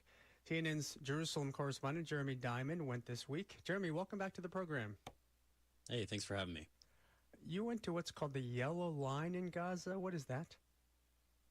That's right. We visited an Israeli military position very close to that yellow line, which is a demarcation line separating Israeli-occupied Gaza, about 53% of the Gaza Strip, from the rest of Gaza, which is currently controlled largely by Hamas, and where the civilian population of Gaza currently resides. And so from this military position near that yellow line, we were able to overlook the absolutely enormous destruction of the Shujaiya neighborhood of Gaza City. We were told that the yellow line was somewhere in the distance, but it was frankly impossible to see from our vantage point, which speaks to the struggles of people on the ground as well. Yeah, and it's a little challenging on the radio, but describe to us what you saw. Well, you know, I mean, I've been in Gaza now a half dozen times on Israeli military embeds, which, as you rightly note, are no substitute for the kind of independent entry of journalists into Gaza. But once again, you know, the devastation that I saw is similar to what I've seen other times, just absolute and total. It is difficult to see even one building that is fully standing from where we were looking. And this time, actually, we were on an elevated position, which was a different experience from the one I've had in the past. And you just kind of have a 360-degree view of as if a tsunami or an earthquake or a wildfire had ripped through an area, and all you can see really is rubble. Yeah. And what about the people there? Were you able to speak to Palestinians there? Well, this is one of the reasons why we are continuing to press for free and independent access for foreign journalists into Gaza. When we go on these Israeli military embeds, as I did yesterday, we are not taken to areas where there are Palestinian civilians. We are taken to Israeli military positions from where, you know, the civilians have basically already been cleared out over time. You know, we would like to go across the yellow line, to go into territory where more than 2 million Palestinians are currently residing. But the Israeli government has made this unprecedented decision over the course of the last 2 years to ban our entry. There is a case now before the Israeli Supreme Court, to which the Foreign Press Association is a party. I'm a member of the board of that association. And the government has been told to come up with a plan for the potential entry of journalists by the 23rd of this month. We will see whether or not they do that or they seek yet another delay or extension. Yeah, and Jeremy, this neighborhood in Gaza City or other parts of Gaza that you know well, how does what it looks like now compare to 2 years ago, before October 7th of 2 years ago? You know, these were neighborhoods. These were residential neighborhoods. Where I was in the Shujaiya area is actually where one of the freelance journalists that works with CNN inside of Gaza, it's where he's from. And he saw my report yesterday, and he messaged me to say, it breaks my heart to see this neighborhood, my neighborhood, look like this, because it was so unrecognizable, because all you can see is the rubble, and rubble looks like rubble, you know, in Gaza. It doesn't resemble what used to be there before, but you can imagine, of course, as you're standing in that rubble, the lives that used to be there, the the jobs that people had, and the livelihood that used to exist, which has completely disappeared for now. And it also speaks, of course, to the enormity of the challenge ahead. Tens of billions of dollars will be required to rebuild Gaza, years and years of work, which could begin under this Trump administration plan. But there are so many details that have yet to be worked out. A lot still needs to be done in order for any of that to become a reality. Yeah, and Jeremy, you're a reporter, a seasoned journalist, kind of looking at this. Can you talk for a second as a person how this view struck you? It's always difficult. I mean, I've spent the last 2 years covering this war, covering the suffering of Israelis, the suffering of Palestinians. I have been inside of Gaza, a half a dozen times with the Israeli military. I've spent time covering the stories of people, from a distance, and it's always very difficult to see it firsthand. And we hope we'll be able to do so in a more effective, independent way in the future. Yeah, Jeremy Diamond is CNN's Jerusalem correspondent. Jeremy, thank you. Thank you so much. It's here and now.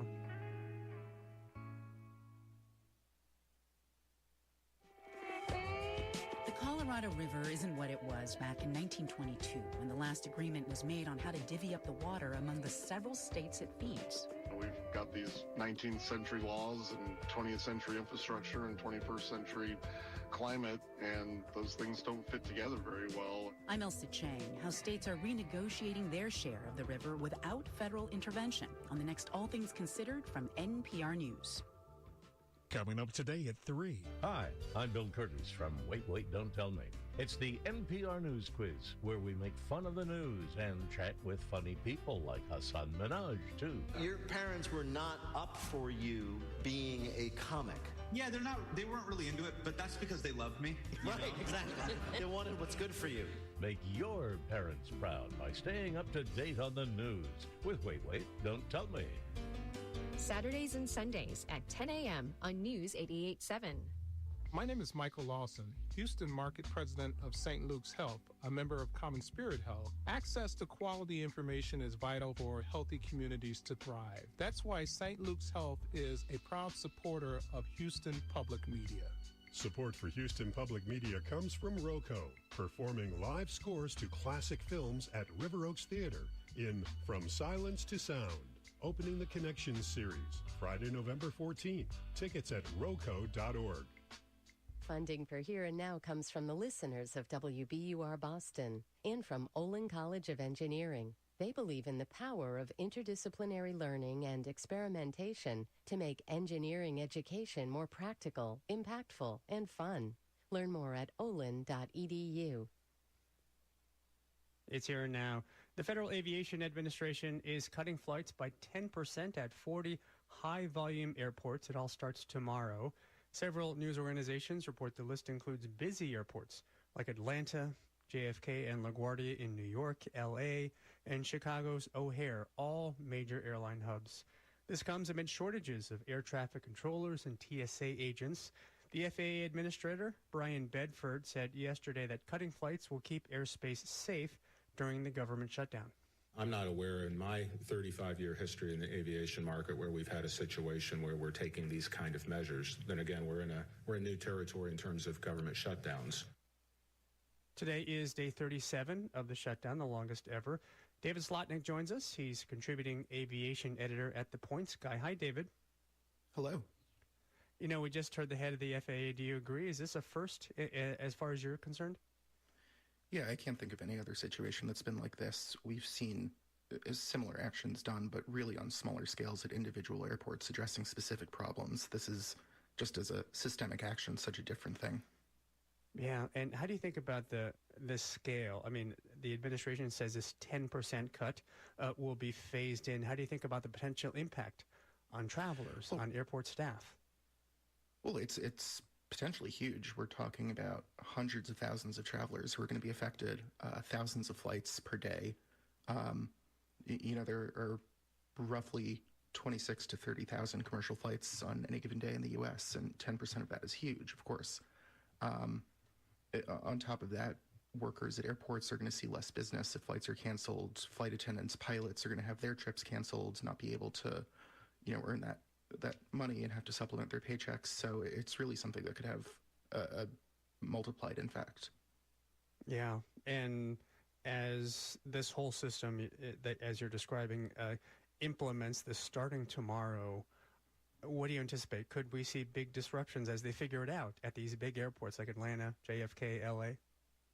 Yeah, I mean, typically when something like this kind of cancellation happens, it's rough when it's done on the fly, so to speak, where there isn't a specific plan in place that's had days or weeks to prepare. The FAA does say they're going to start smaller. They're going to start with, I think, 4% of flights on Friday, but that's going to ramp up to 10% by next week. So it can be difficult. It's really hard to predict right now, other than which airports are going to be affected. But how are airlines going to handle that? They might move crews and planes to different airports. It really depends on each carrier. So it's very just unpredictable right now. That's, I think, what makes this such a difficult situation. And even before this announcement, David, what's the situation been? Have there been a lot of delays and cancellations? Have we seen a lot of air traffic controllers call in sick?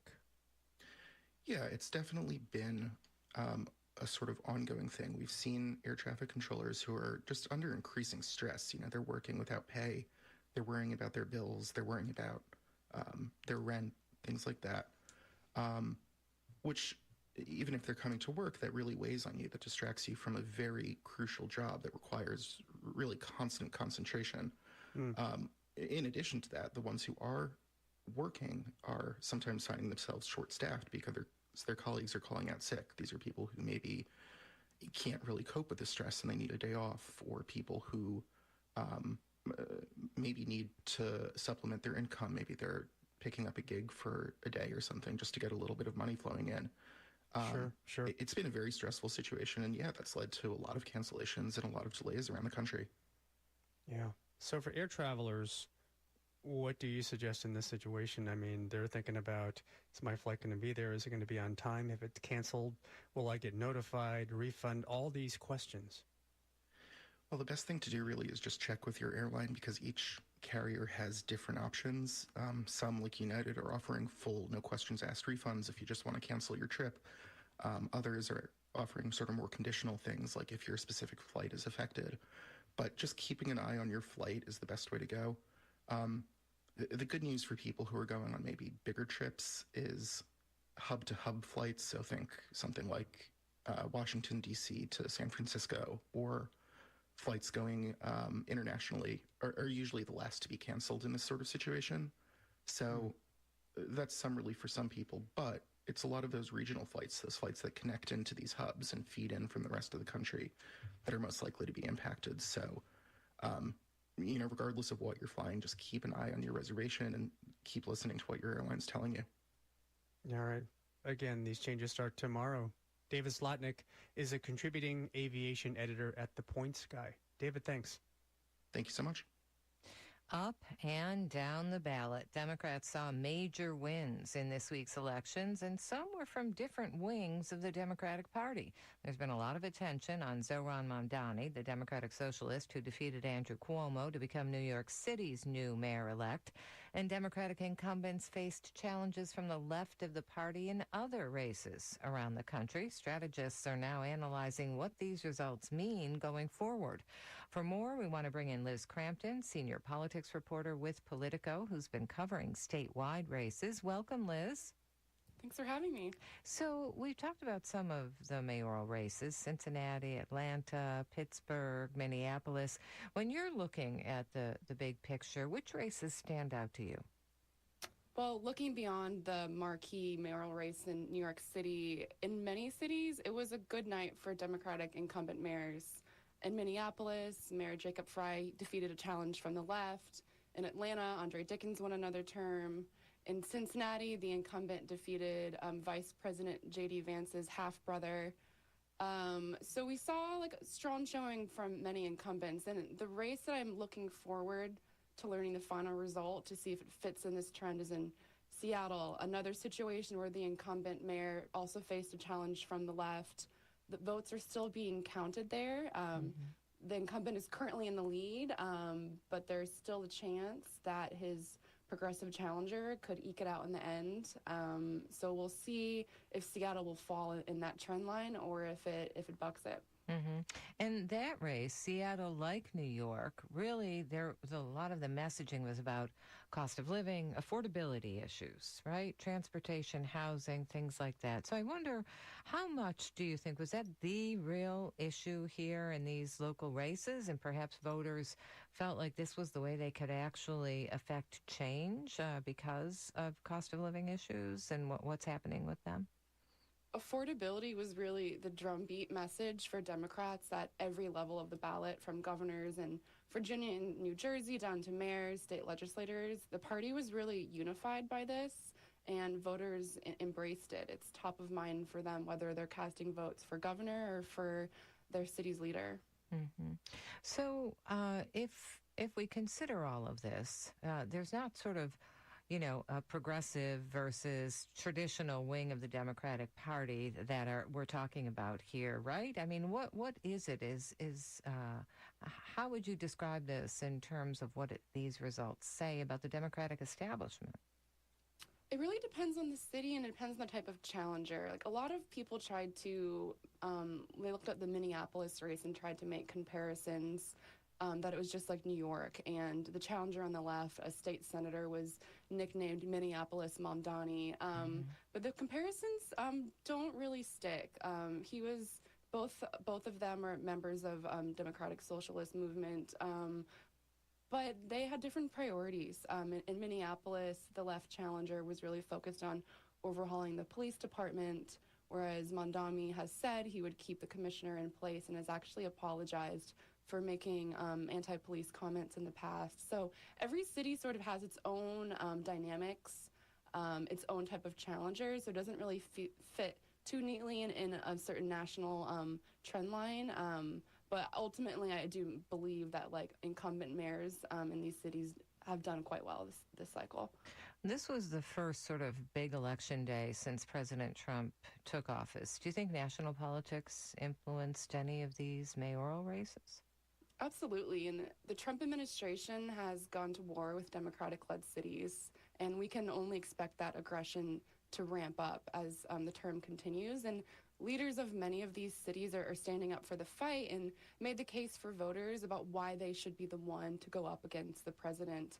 Mamdani addressed Trump directly in his acceptance speech, and Minneapolis has been a target of Trump for years, stretching back to the George Floyd killing and the launch of Black Lives Matter. And during that time, Jacob Frey was in power then as well. And the city is now facing a lawsuit over its sanctuary city policies. So that dynamic of Democratic city leaders versus the federal government really influenced a lot of these races. And I believe was top of mind for voters as they were trying to determine who they wanted to represent them against a hostile Republican administration. There are also some crowded fields, right? I mean, people really wanted to run for local office. We've only got about a minute here, but do you think that means that there's sort of an increased sense of people really wanting to participate and be involved in local politics? I think you can read it that way. And ever since Tuesday's results, where Democrats performed well across the board, you're seeing Democratic groups say we're getting tons of interest in people running for office. A lot of folks want to get involved, and they feel revived by the party now and believe that local politics is the first way in. All right, Liz Crampton, senior politics reporter with Politico. Thanks for being with us. Thanks for having me. It's Here and Now.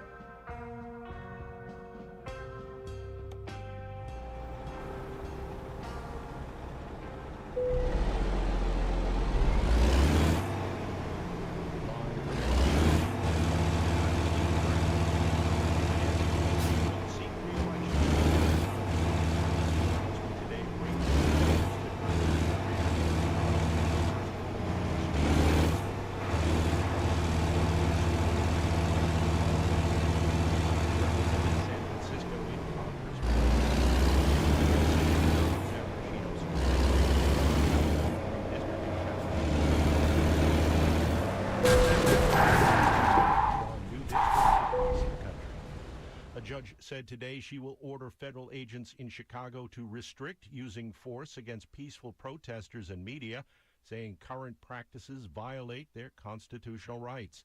The preliminary injunction came in response to a lawsuit alleging federal agents have used excessive force in their immigration crackdown in the Chicago area.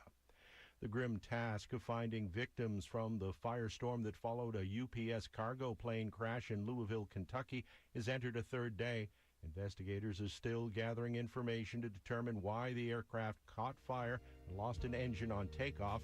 Tuesday's inferno consumed the enormous aircraft and spread to nearby businesses, killing at least 12 people.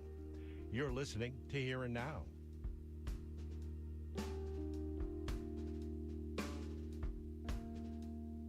You're listening to News 88.7.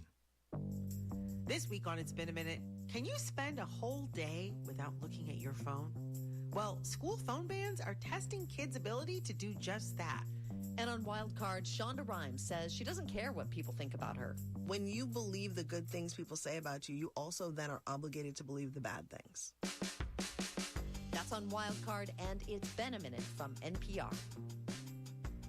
You can listen to that Saturday night at 6. As the government shutdown continues on, Americans could have more to lose. Paychecks, food assistance, and soon, holiday travel all stand to be affected as the shutdown heads into November. We'll discuss how these pressure points could shift the political calculus for Congress. I'm Susan Davis. Join Mo Alathe, Sarah Isger, and me for Left, Right, and Center.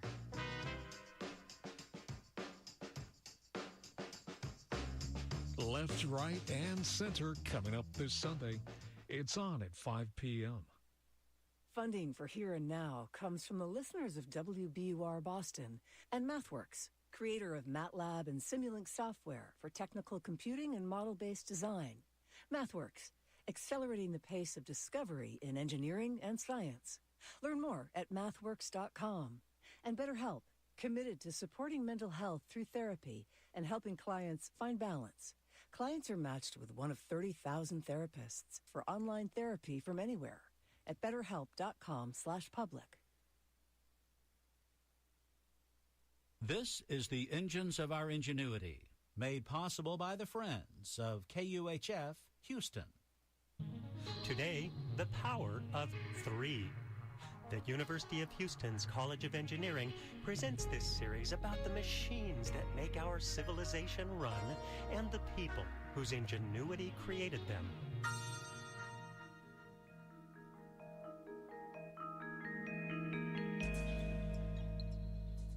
Why does a flamingo stand on only one leg? Because if it picked up the other, it'd fall down, or so goes the old joke. Standing on 2 legs is already tough enough. That's why children start out crawling. It's easy to stay balanced on all 4s. 2 feet is a different thing. We're not aware of it, but our body is constantly making minor adjustments to keep us from falling over. A child's first step is a marvelous and memorable moment. But watch as the child learns to put 5 or 6 steps together, or simply to stand without holding on to something. You can almost see the young mind working to keep the body balanced. If you want to really appreciate what a feat this is, try standing on your hands. If we were born with 3 legs, standing wouldn't take all that effort. We don't make tables with 1 or 2 legs because they'd fall down. But add a properly situated 3rd leg, and you have a nice, solid foundation. 3 is special in this regard. It's exactly the right number to define a flat surface, or plane. It's impossible for a 3-legged table to wobble. Tables with 4 legs can, and often do. If the 4 legs are uneven, or if the floor's not flat, the table will wobble, resting first on one set of 3 legs, then tipping to another. Put more than 4 uneven legs on a table, and it can wobble every which way, always seeking to rest on 3 legs. With all that potential for wobbling, why do most tables have 4 or more legs? The answer has to do with stability. Imagine, for example, a circular table with 3 legs. If you lean on an edge of the table, you can cause it to tip over. The problem's especially bad if you're situated directly between two legs. The more legs you add around the edge of a circular table, the harder it is to tip over. This wouldn't be a problem if the table were triangular. One leg on each corner is as stable as you can get. And with 3 legs, it can't wobble. Sounds perfect. So why don't we see more 3-legged triangular tables? Well, eating at a triangular table would be different, to say the least. But there's an even more basic reason. We live in a world of rectangles. That's the shape of the rooms and doors in our homes. Our bookcases, countertops, dressers, washers, dryers, beds, nightstands, couches, and chairs, rectangles surround us. Rectangular tables just fit more easily into this rectangular landscape. Of course, this begs the question, why did we create such a rectangular landscape? I'll leave that for you to ponder. I'm Andy Boyd at the University of Houston, where we're interested in the way inventive minds work. A transcript of this Engines of Our Ingenuity episode number 2533 is online at uh.edu/engines. Additional episodes are available by podcast. This is Ira Glass. On This American Life, we like stories that surprise you. For instance, imagine finding a new hobby and realizing to do this hobby right, according to the ways of the masters, there's a pretty good chance that you're going to have to bend the law to get the materials that you need. If not break it. Yeah, to break international laws. real life stories, really good ones, every week. Saturdays at 11 a.m. and Wednesdays at 9 p.m. on News 88.7. Want to binge All Creatures Great and Small, catch up on Nova, or revisit Ken Burns documentaries? You can with PBS Passport. With a gift of $5 or more per month to Houston Public Media, you'll get access to PBS Passport that lets you watch your favorite programs anytime you want. Support the programs you love and enjoy them on your own schedule with PBS Passport. Make your gift now at houstonpublicmedia.org/donate. Next time on The Pulse, as a Navy SEAL, Marcus Capone served in combat zones for over a decade. But what he calls his scariest mission came after his retirement, a trip to Mexico to try psychedelic treatment for his PTSD and severe depression. It was a very deep, dark experience. Honestly, for me, it was like pure hell. We'll talk about healing after combat. It's on Sunday at 2 o'clock. Funding for Here and Now comes from the listeners of WBUR Boston, where the program is produced, and your NPR station, and from Americans United for Separation of Church and State, defending church-state separation and the First Amendment, including freedom of the press for nearly 80 years. Learn more at au.org. And the Museum of Science Boston, where visitors can experience live presentations with indoor lightning storms, animals, robotics, and hands-on design challenges. Learn more at mos.org. From NPR and WBUR, I'm Scott Tong in Washington, D.C. I'm Deborah Becker in Boston. It's Here and Now. It's well known that there's no cure for addiction, yet addiction treatment is estimated to cost about $53 billion a year. Our next guest has investigated the often hidden world of addiction treatment and has found some big problems. Among them, greed, corruption, stigma, lax regulations, and instances where the treatment was as deadly as the disease. Shoshana Walter is an investigative reporter for the Marshall Project. Her new book is titled Rehab, An American Scandal. Shoshana, welcome to Here and Now. Thanks so much for having me, Deb. So the introduction to your book is titled America's Other Drug Problem. What does that mean? Well, we've been in an opioid crisis for more than 25 years at this point, and I think most people view that crisis as having been caused by this pharmaceutical company, Purdue Pharma, and prescription painkillers. But there's another reason I found that this crisis continues to go on, and it's the fact that our solution for this crisis, our addiction treatment system, it's just not working the way it should in order to help people recover from their addictions. Mm-hmm. And we might perhaps look to the story of Chris Kuhn from your book, who really does sort of highlight some of the big problems in the treatment world. Chris went to a treatment facility instead of going to prison. The for-profit facility he went to had the clients or patients work for various companies and actually profited from that work. Can you tell us a little bit about what happened to Chris? Chris, he started off with his addiction during his adolescence, and in his early young adulthood, it got worse. He went to a 30-day program. He ended up relapsing immediately afterwards, a very common story. And then he was arrested and court-ordered into this program called the Senecor Foundation, where he thought he would be living and working for about 2 years. He would get to save up money for after he left. He would get counseling and medical care. But when Chris arrived, he quickly learned he would be working up to 80 hours per week in really difficult manual labor jobs without pay. His only compensation was a single pack of cigarettes per week, and he rarely had time for counseling. Mm-hmm. And instead, Senecor was the one who was profiting from the work of folks like Chris who were in this treatment program. That's right. I found programs like this across the United States that are operating essentially as temp staffing agencies, except rather than the money going to the people who are working, the patients, it's going to the rehab company, and oftentimes they're profiting from it.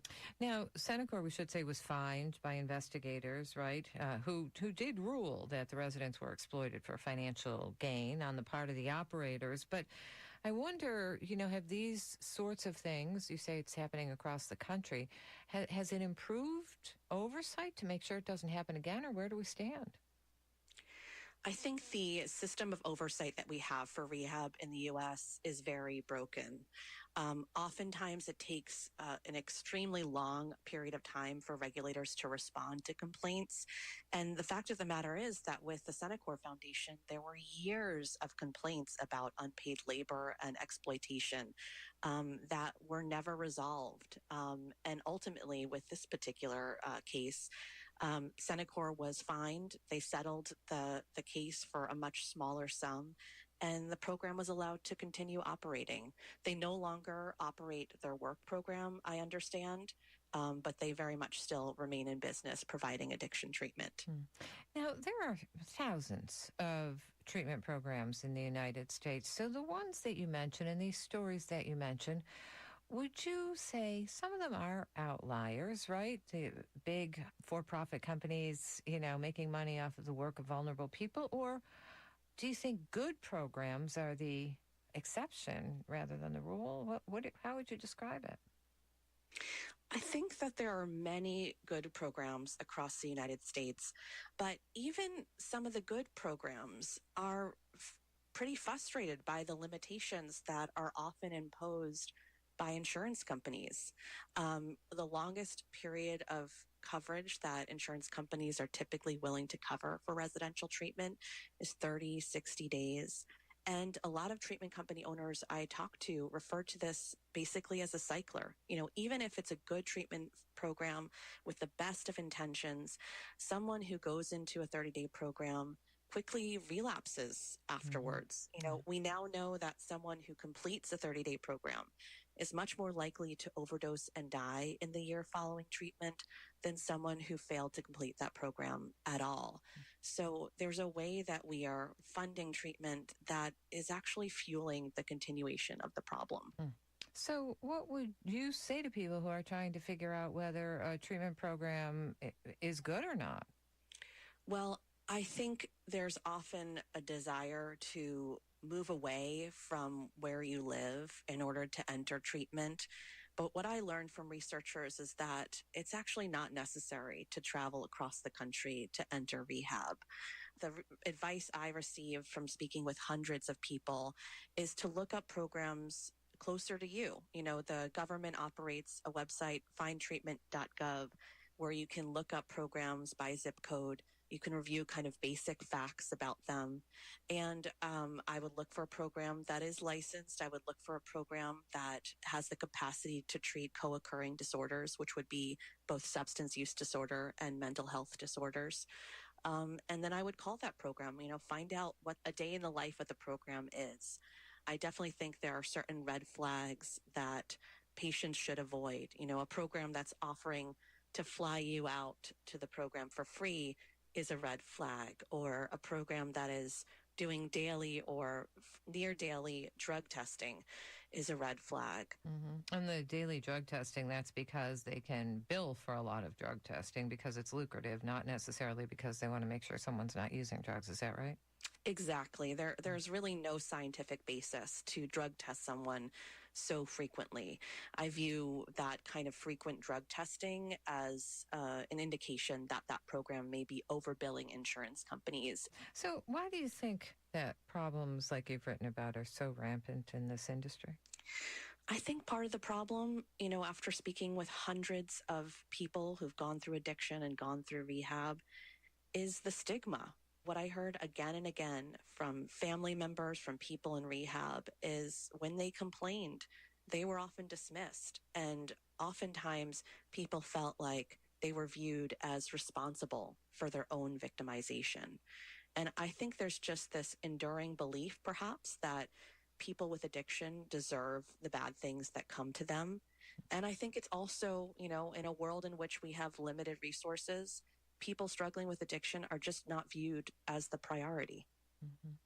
And so is it better oversight? Is it, more regulations, stricter regulations with teeth in them, families who understand this process better? I mean, are all of those things potential solutions, or how would you rate them? What do you think is a single most important thing that might help with this? I think better oversight would help tremendously. I think insurance companies should reevaluate the type of treatment that they're funding. Long-term solutions are perhaps more helpful than these short bursts of treatment that fuel relapse and overdose death rates. And I think also a big problem is structural inequality. People who go into treatment with very little and leave treatment with very little are going to have a much harder time recovering from their addictions than someone who is able to enter treatment with all the resources in the world. Currently, our treatment system doesn't really do much to address the very real needs that people have following treatment. I spoke with researchers who referred to this as recovery capital. These are the mixture of internal and external resources that people need to enter and sustain recovery. And they can include community and social support, housing, job, food, transportation, adequate health care. These are all things that the longer you remain in addiction, the harder it is for you to have. And until our treatment system addresses the lack of recovery capital, we're going to see many people fail. Shoshana Walter, an investigative reporter with the Marshall Project. Her new book is titled Rehab, An American Scandal. Thanks so much for being with us. Thanks so much for having me, Deb. This is Here and Now.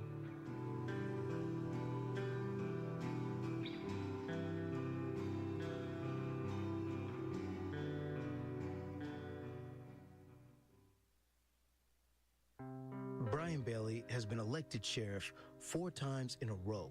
I see right and wrong. I see criminals and I see law-abiding citizens. But under his watch, serious allegations started to come out about some deputies. I had my legs pinned down and he chased me again. Bang! I said, oh, whoa, no. I tried to tell them what they wanted to hear. A reign of terror in Rankin County, Mississippi. On the next Reveal. It's on Saturday at 2. Tonight on Houston Public Media TV 8, a night of mystery and intrigue with Father Brown at 7, followed by the Sister Boniface Mysteries at 8, and Death in Paradise at 9. Tonight on Houston Public Media TV 8. Support comes from UT Health Houston, home to Dr. Ricardo Mascara, who developed a comprehensive care clinic to improve outcomes for children with complex medical needs. More at uth.edu/manyfaces. Funding for Here and Now comes from Loomis Sales, committed to meeting the investment goals of institutional and individual investors across the globe. Combining in-house research and risk management, they create tailored investment strategies for every client. Learn more at LoomisSales.com. and City Space Productions, WBUR's creative studio for custom podcasts that tell a brand's story to ignite engagement, reach new audiences, or enhance customer connections. WBUR.org/creative studio. This is Here and Now, and stay with me if you can on U.S. tariffs on Chinese goods, how they've changed. So it was 3% in 2018, 19% in 2020, and then this year 30, 42, 135%, and now 57%. That's according to the weary economists at the Peterson Institute for International Economics tracking all this. Even more weary, perhaps, are American entrepreneurs manufacturing in China, including board game makers. This spring, we spoke to the founders and co-owners of Runaway Parade Games, Gwen Ruel and Sam Bryant. They make board games and card games, and they're back to talk about how things are going. Gwen and Sam, welcome back. Hi, hey, thanks for having us. Yeah, okay, so I have a few sound effects here. I actually have your game with me. Fire Tower has this little orange jewels, and then there are these purple discs and this 8-sided die. So you have things, right? Yes. that have to be manufactured. When we talked in April, after the president announced these steep tariffs, you were uncertain what to do. Since then, what have you tried? Have you tried to manufacture in the U.S.? Yeah, so as you said, we were completely paralyzed. Printing our games when the tariffs were well above 100% was impossible, would have meant the end of our company. But eventually we got to the point where if we didn't produce games, that was going to be the end anyway. So we eventually decided to try to at least produce our less elaborate game. With Fire Tower, much more complex in the production, we weren't able to move more forward pieces, with that. right? More plastic manufactured things. Yes, yeah. It's a giant pile of plastic, which can only be made in China. So we set out to try to make our smaller card games, Smug Owls, inside the U.S., and that was a month-long journey of dead ends. A lot of companies couldn't make the cards in the specification we wanted. Yeah. Other companies would get quotes, and we'd be excited. We'd be like, maybe this will work. And then they'd be like, well, this is without the cards. It's only the box in the rule book, which is not exactly something you can move forward on. And then finally, we did get a quote for the whole game, but it was about 10 times as much as we would have paid in China. So this would have made our $20 game suddenly become a $200 game, which no one is going to buy a party game for $200. And I understand, Gwen, then you did decide to change factories in China. Is that right? Yes. So we couldn't find anything outside of China, but we were able to find manufacturers who could work at a bigger scale so that maybe we could lower the cost by printing larger volumes, which for us is a huge risk. And even this we had to do, during these 3-month pauses. Oh, the tariff pauses. You're trying to kind of time the tariff market, as it were? Exactly. You can't actually manufacture and ship and deliver a game in 3 months. Then do you know, Sam, when the next container comes with your stuff, what the tariff rate is going to be, how much you're going to have to pay to the U.S. Treasury? Yeah, so we're rushing as fast as we can to get it in during the pause because we're like, we could survive the 30% tariff. Yeah. And then it suddenly jumped up to 135%, which we were then thinking we were on the line for $45,000 that we weren't aware of. But now, because we've rushed, it looks like we're going to end up paying the 30, even though for board games it's been reduced to 20% because our container's coming in before the shift on the 10th. So this is dizzying. I mean, you're trying to follow the news and the tariff rates. Are you able, Gwen, to raise your price? Because you're paying more. Your costs are higher. Yeah, our costs are higher, but with the way that consumers are looking at things like board games, which are a luxury, of course, they're worried about paying their grocery bill. So they're not going to pay more for a board game. It's looking right now like slimmer margins and having to print at these higher volumes to make it work. Yeah, wow. And just going forward, Sam, do you think about how long you can stay with this? I understand both of you had other jobs and you quit those to start this board game company. Yeah, I mean, we've been in the game industry now for about 9 years, and I will say this is definitely the hardest year we have ever had, and that includes, the years during the pandemic. But, I mean, so far we're managing to stay open, but as me and Gwen are always talking about, it's like we're working harder to make less, and it feels like we're being bet against by our own government. Everyone in our industry is kind of scarred by this constantly shifting narrative where one day the tariffs mean the end of your business. The next day, maybe you can scrape by. I told the story about our shipment waiting at port, and I think it sounds like a remarkable story, not knowing how much we're going to pay in tariffs, and the game is arriving right now. But actually, it's a very typical tale. So everybody we know is going through this level of uncertainty. A lot of folks are getting laid off so that just the founders are, the ones still working the company. So they're down to, a skeleton crew. And we're just seeing across the board people trying to survive rather than this long period of growth that we've been experiencing for many years. Yeah, I'd say, like you were saying, Gwen, the opportunity cost as well, like the effort we've put into reimagining our manufacturing pipeline. There's probably 2 or 3 products we haven't put out now that we would have used that time. So we're forever on a reduced time scale because of the tariffs. We'll never catch up with that. We have been talking to Sam Bryant and Gwen Ruel, the founders and co-owners of Runaway Parade Games. Sam, Gwen, thanks so much. Thank you so much for having us. Thanks for talking to us. It's great to be here. Here and Now is a production of NPR and WBUR. I'm Scott Tong in Washington, D.C. And I'm Deborah Becker in Boston. It's Here and Now.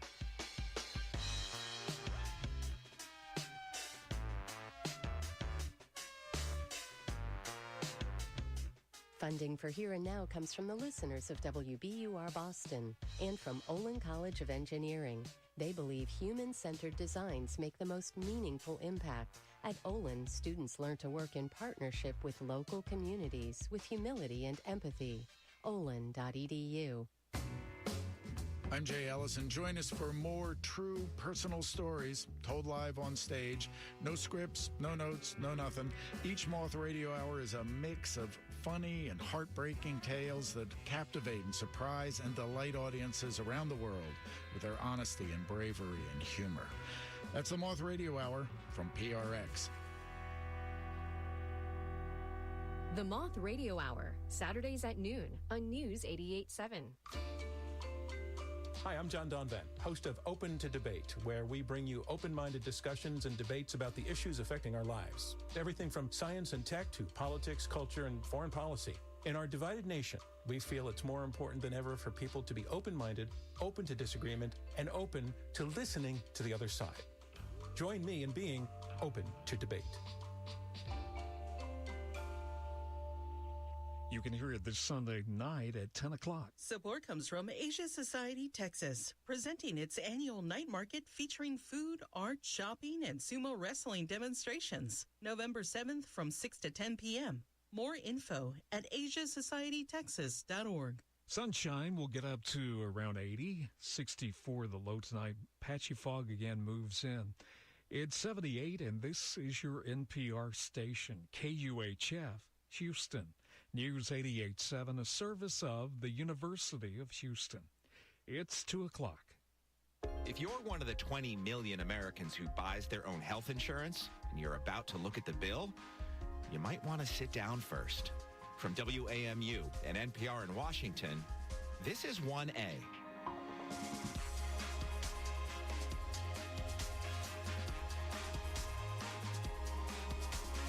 Hi, I'm Todd Zwillick. Today on 1A, why the already high cost of healthcare is getting even higher.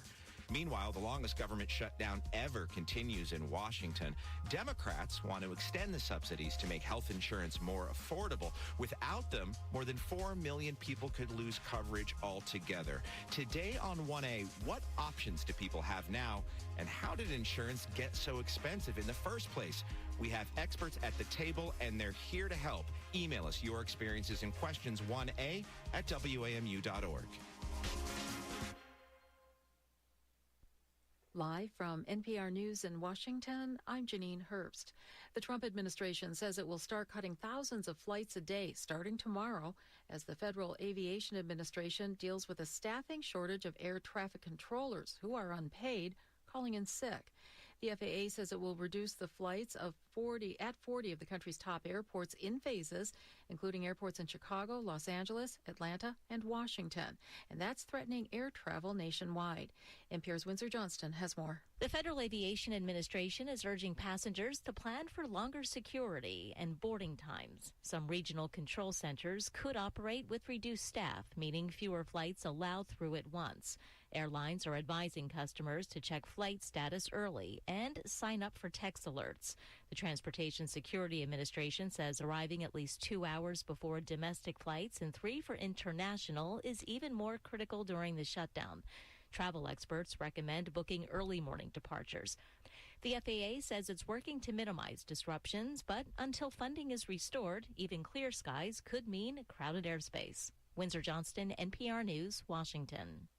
Former House Speaker Nancy Pelosi, who has represented San Francisco since 1987, says she won't seek another term. From member station KQED, Scott Schaefer has more.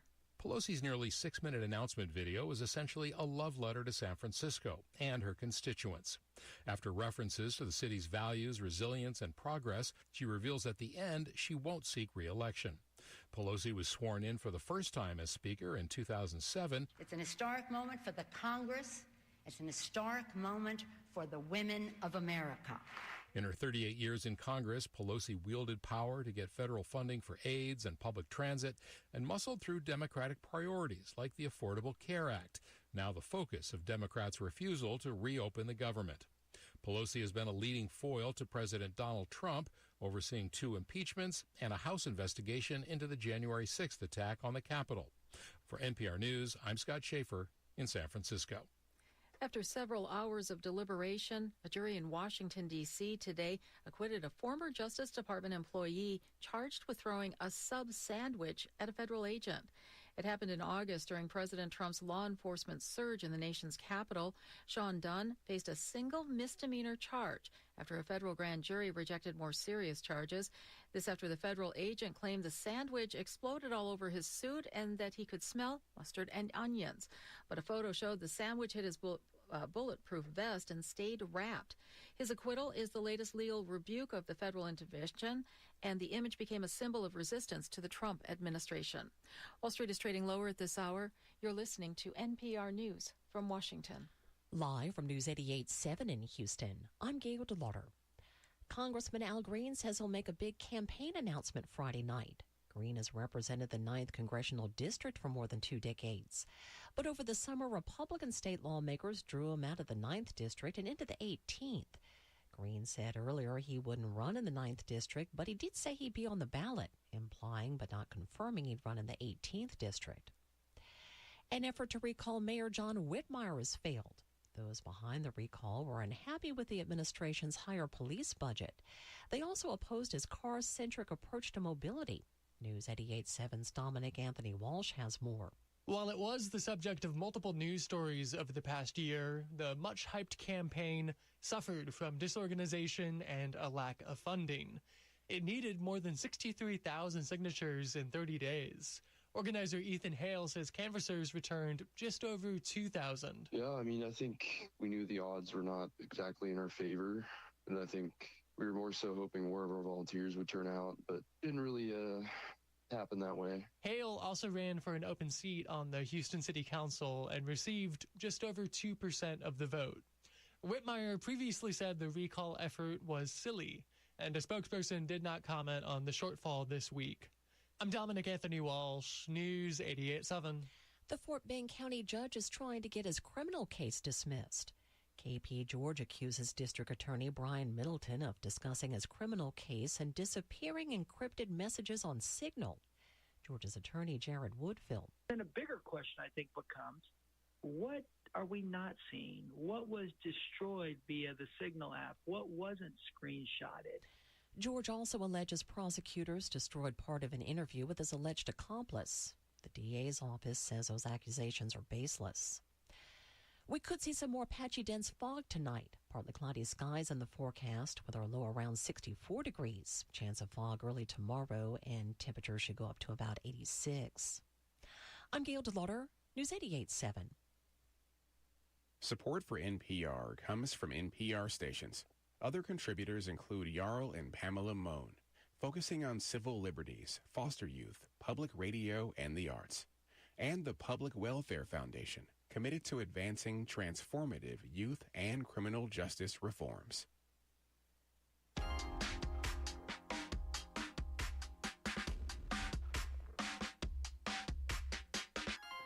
This is 1A. I'm Todd Zwillich. It's open enrollment season for the 20 million Americans who buy their own health insurance. Prices this year, they're through the roof. That's putting it mildly. You've been telling us how your rates are changing. Hi, my name is Barb, and I'm from Bellevue, Minnesota. And for healthcare premiums for 2026, the same plan, which I'm paying $474 a month for this year, is going to be $747 a month for 2026. I ended up going with the cheaper plan. The cheapest available to me was $590 a month for an $8,500 deductible. Yeah, like we said before, grab a chair. Rates are up an average of 30% for a typical plan in the 30 states where the federal government manages health insurance marketplaces. In states that run their own markets, rates are up an average of 17%. That's according to an analysis from the Health Policy Research Group, KFF. Meanwhile, the longest government shutdown in history continues in Washington. Republicans so far won't discuss extending subsidies that make health insurance more affordable. Democrats won't agree to a deal unless health care costs are on the table. So that's where we're at. Without those subsidies, the Congressional Budget Office estimates that more than 2 million people could lose access to health insurance entirely. How did health insurance get so expensive in the first place? And who stands to benefit from higher costs now? With us in the studio to talk about it, Cynthia Cox. She's a vice president and director of the program on the Affordable Care Act at KFF. Cynthia, welcome. Margot Sanger-Katz is also here. She's a reporter covering health policy and government spending at the New York Times. Margot, great to have you. And also, we want you to be part of this discussion. If you buy your own health insurance, how is your rate changing next year? If your employer buys it for you, but you contribute through your paycheck, we also want to hear from you. Do you have questions about how all of this works or what you should do now? Comments you need to share, you can email us, 1a@wamu.org. Well, the government shutdown, as we said, is now at 37 days. This week it became the longest in history. Democrats say they won't vote for any funding bill that reopens the government that doesn't include tax credits that help make health insurance more affordable. Cynthia, bring us up to speed on these tax credits. Where did they come from? Why are they ending right now? So the Affordable Care Act has always had some sort of premium assistance as part of the law. The idea was that because the Affordable Care Act requires that insurers cover pre-existing conditions and pay for people's treatment, that makes premiums higher than they used to be. And so these tax credits were designed to offset those higher premium costs and encourage people to purchase health insurance and not wait until they get sick to do so. And so the ACA rolled out in 2014, and fewer people signed up than were expected to. And also over the next few years, as premiums started to rise, it became clear that some higher income people were just priced out because they made too much money to qualify for a tax credit, but not enough to afford full price health insurance. And so then fast forward to the pandemic. Yeah. And so that's when these enhanced tax credits or extra financial help was passed. It closely mirrored what President Biden had been campaigning on when he was a primary candidate. And but it was passed through this kind of COVID relief vehicle. How much extra subsidy was there for the pandemic time versus sort of what we had before? So, for example, a low-income person before, someone who made just above the poverty level, previously would have to pay about 2% of their income for health insurance. Now they pay nothing. They have a zero premium contribution. Now, someone who was higher income before in the original Affordable Care Act, they might have had to pay 9% of their income, or maybe even more. If they didn't get a tax credit, they might have had to pay 20% of their income. Now it's capped at 8.5% of their income. Margot, what's the universe of people who qualify for these subsidies under the Affordable Care Act, sort of the band of incomes or who they are? So it's basically everyone who doesn't get insurance through their own employer, through Medicare, or through Medicaid. If you buy your own insurance, either on healthcare.gov or maybe directly from an insurance company, this affects you. Under the current subsidies that are set to expire at the end of this year, almost everyone has access to this financial help. If you are buying your own insurance, you're never going to have to pay more than 8.5% of your income for a kind of typical plan. Once these subsidies expire, the share of people who are eligible for them goes down. But most people who buy this kind of insurance have relatively low incomes. And that makes sense if you think about the kinds of people who don't get insurance through work. So if you work in a kind of low wage job, or you have a couple of like gig economy jobs, or say you're an entrepreneur or a freelancer, you're kind of cobbling together work from different sources, probably don't get insurance through work, and you probably are a little bit lower on the income scale. Most of those people are still going to be able to get a subsidy. It's just going to be less. But there is this group of people who, as Cynthia said, earn a little bit more. And this is the kind of more entrepreneurial people who are self-employed, early retirees. There are a lot of ranchers and farmers in this group, people that work for very small businesses that maybe can't afford to give insurance.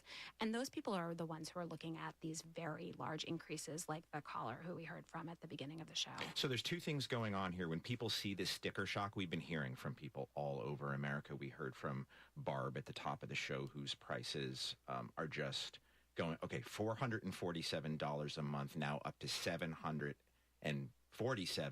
for 2026. There's two things going on. Premiums, the tide is rising. Premiums are going up, but also the help you get to stay afloat is going down. Is that about right? That's exactly right. And some people are being hit by what we're calling like a double whammy. So the amount that the insurance companies are charging, that's going up by about 30% in some cases. But that's not really what most people pay. What most people pay is net of this tax credit. And since they're getting a smaller tax credit or sometimes no tax credit at all, then, there's this kind of dual effect here of rising insurance company premiums and less financial help. So here's a question from Rodney. How do insurance companies calculate what an average individual can afford? How is a $10,000 deductible before the insurance kicks in even effective? Then insurance companies regularly deny coverage anyway.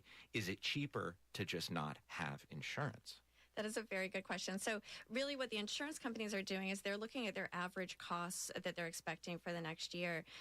When it comes to determining what is affordable, that's really up to Congress. And so these tax credits were designed to, take what basically the idea is that if you're lower income, you're not going to be able to afford full price health insurance. And so then the ACA designed tax credits based on what share of your income seemed like someone might be able to pay. But at the time that the ACA was passed, there was no unified definition of what affordable is. And so I think that's kind of where this conversation has been going with these enhanced tax credits is, clearly they've had an effect on affordability. The number of people buying this coverage has more than doubled since the enhanced tax credits became available. Right. I mean, for all the problems, it's popular. For all of the, boy, what a war over the Affordable Care Act in the early days. It now has broad support.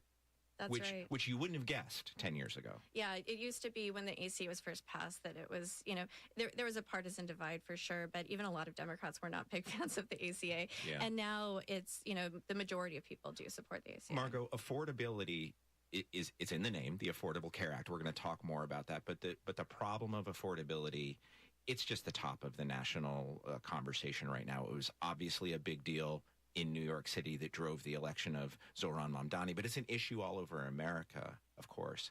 Can you talk about affordability of premiums in the context of overall affordability? Groceries, electric bill, child care, other costs that American families are confronting, and how big a factor health insurance premiums, now that they're starting to see the bill for January 1st, how that's factoring in. So, we talk about inflation and all of the effects that has on people's everyday lives, the cost of groceries going up, everything that really has been fueling our political conversation about affordability. But the truth is that the growth in insurance premiums is faster than inflation in other parts of the economy. We don't generally talk about grocery prices increasing by 30% in 1 year, but that's what we're seeing in this market for insurance. And there's been all of this focus on the Obamacare market because there's this big fight about the policy, this big fight about how much the government is going to help people offset these rising costs.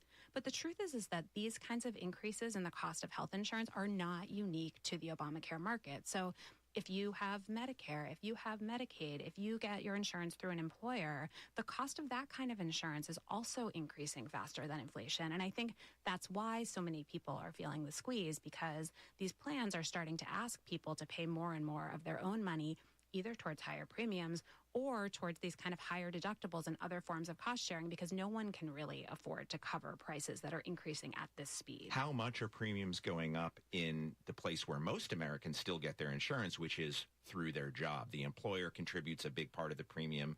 You pay a big part of the premium, but it's going up for everybody. How much is it going up? So this year, from last year into this year, health insurance premiums for people who get their coverage through work went up 6 to 7%.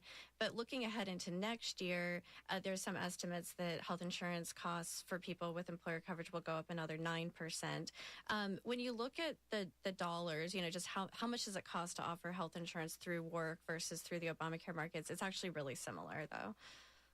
That's Cynthia Cox. She's a vice president and director of the program on the Affordable Care Act at KFF. Margot Sanger-Katz, health policy reporter at the New York Times, is here also. Mark emails to say, I used to buy catastrophic policies before the ACA was passed. Now catastrophic policies are considered bronze policies that cover treatment and hospitalization, but only cost a few $100s less per month than a gold policy. My wife has terrible insurance through her job that only covers a few days of hospitalization. What can I do to cover an extended hospital stay other than buying a bronze policy? I'm looking at something with a $10,000 a year deductible. We only make about $70,000 a year. Mark, that's a great question. There are so many people like you writing in, not only for advice, but to voice your concerns about the rising cost of healthcare. We're going to talk more about it after a quick break. Also, a little bit of a history lesson of the Affordable Care Act. How did we get here? Why didn't lawmakers use it to lower costs? Stick with us. I'm Todd Zwillich. You're listening to 1A from WAMU and NPR. And at 2:18, you're listening to your NPR station, News 88.7. Got a big problem right now on the West Sam northbound direction. All main lanes are shut down right now at Philippine for a wreck involving at least one overturned vehicle, and it is solid back to 290. 83 Fahrenheit, 28 Celsius right now here at the UH campus, and the forecast with ABC 13 meteorologist Rachel Bryars. Hey everyone, the fog is mainly burned off, and now we're just left with a lot of sunshine as we head throughout the rest of your afternoon and into the evening. Today, our temperatures will be getting on the warm side. We're going to be looking at highs in the low to mid 80s. Temperatures continue to heat up Friday and Saturday, but then we have not one, but two cold fronts on the way. One rolling in on Sunday, the next one rolling in on Monday. I'm ABC 13 meteorologist Rachel Bryars for News 88.7. Last week on Wait, Wait, Josh Gondelman reacted to the news that our pets are suffering from boredom. To see a bored fish. Because you're like, wow, you think they have it all. They live in a castle, and still they're as depressed as the rest of us. And Peter Sagal, if your goldfish is bored, have them listen to this week's news quiz with special guest food pioneer Roy Choi. That's Wait, Wait from NPR. That's Saturday morning at 10 and Sunday morning at 10 on News 88.7. Hi, I'm Craig Cohen. From shutdown-prompted cancellations at Houston airports to Tom Brady investing in a Texas company that cloned his late pit bull, our non-expert panel weighs in on intrigues in the news, on the good, the bad, and the ugly on the next Houston Matters. Tomorrow morning at 9. It's 2:20. Support for NPR comes from this station and from Fidelity Investments. A dedicated advisor can help build a flexible wealth plan. Learn more at fidelity.com/wealth. Investment minimums apply. Fidelity Brokerage Services, LLC. And from Ooma, a cloud-based phone service for any size business with an automated virtual receptionist, video meetings, and other features to connect to customers and coworkers anywhere at ooma.com/NPR. Welcome back. It's 1A. I'm Todd Zwillich. We're talking about why healthcare is so unaffordable in the United States. Cynthia Cox is here. She's a vice president and director of the program on the Affordable Care Act at KFF. And Margot Sanger-Katz, she's a health policy reporter at the New York Times. And we're also hearing from lots and lots of you who are feeling the squeeze, high health insurance costs. My name is Kate, and I own a small independent grocery in Cincinnati, Ohio. My name is Steve. I'm in Salt Lake City, Utah, and I had to take a job earning less than $20 an hour just for health insurance. I am on an ACA plan personally. Many of my employees are using the ACA for their health care, and with the dramatic increases in costs, really not sure how we're going to handle that. I don't make enough money to pay my living costs. I'm using my retirement.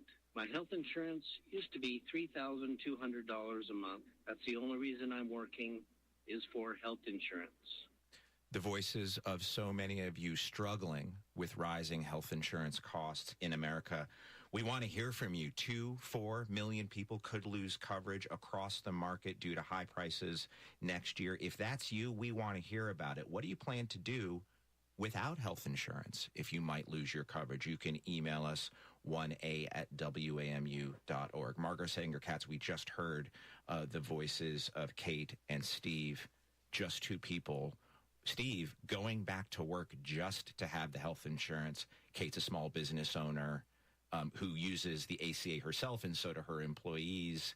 And it looks like it's sort of getting to the end of the line in terms of the ability to manage the overhead. Yeah, I think this is a very common problem that, particularly people in small business, they just don't have access to the same kinds of discounts and negotiations that the larger employers have, and they're increasingly using this market. It's worked pretty well since these enhanced tax credits went into effect because people get really a lot of financial assistance from the federal government. So they can send their workers into this market, and their workers don't have to pay very much for their health insurance, but that is going away. And I do think we're going to see a lot of people like that facing difficult choices. We got this message from Bethany, who says, my brother who has paranoid schizophrenia is losing access to his mental health services. Therapy and his medication will be unreachable. He will be a genuine danger to the community if these subsidies do not go through. He's done so much better since he got coverage, and it breaks my heart that he may backslide now due to unaffordability. Cynthia, it's about cost. It's not just about cost, because people's access to health care directly affects their home life, their lives, and the people around them. Yeah, that's right. And so, I think we're hearing that there are a lot of people who are experiencing tremendous stress from the, the lack of options that they have for next year. I think some people are considering changing their jobs, as Margot was talking about. I think there might be a way for someone to get health insurance through a different source, by changing their life or their job around. But I think the reality is that there will be more people who are uninsured, and that has real consequences for their wallet and their health. We got a message from Mark that I mentioned before we took a break. Just to refresh your memory, Mark said he used to buy catastrophic insurance, lets you pay a little just for protect you if you land in the hospital with a broken arm or something more serious like cancer. These days that's called a bronze plan. He's been buying a bronze plan.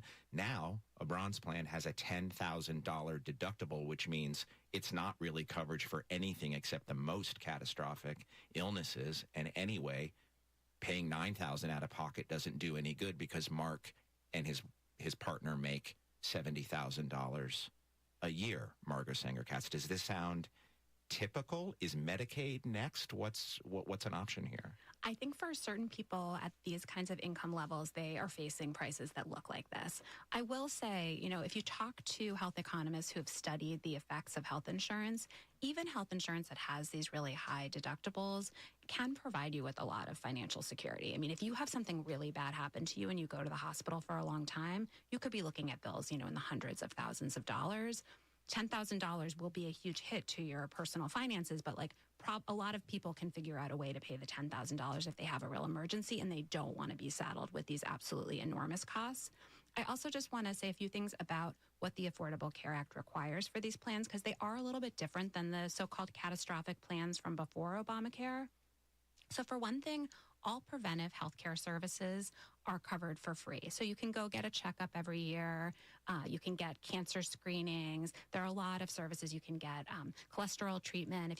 If certain kinds of preventive services, a lot of those are absolutely free, even with these very high deductibles. You don't have to use your deductible for those services.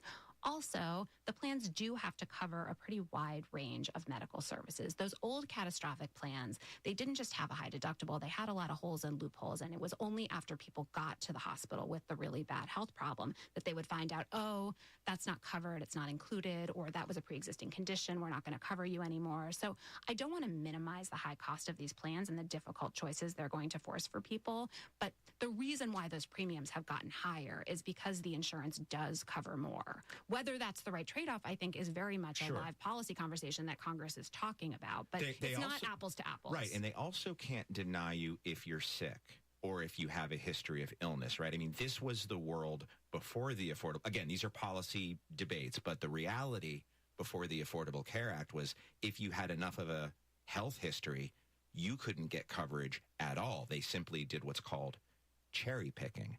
Now, all the cherries are in the same basket. Yes, it does. It has raised prices, but you have access to coverage now.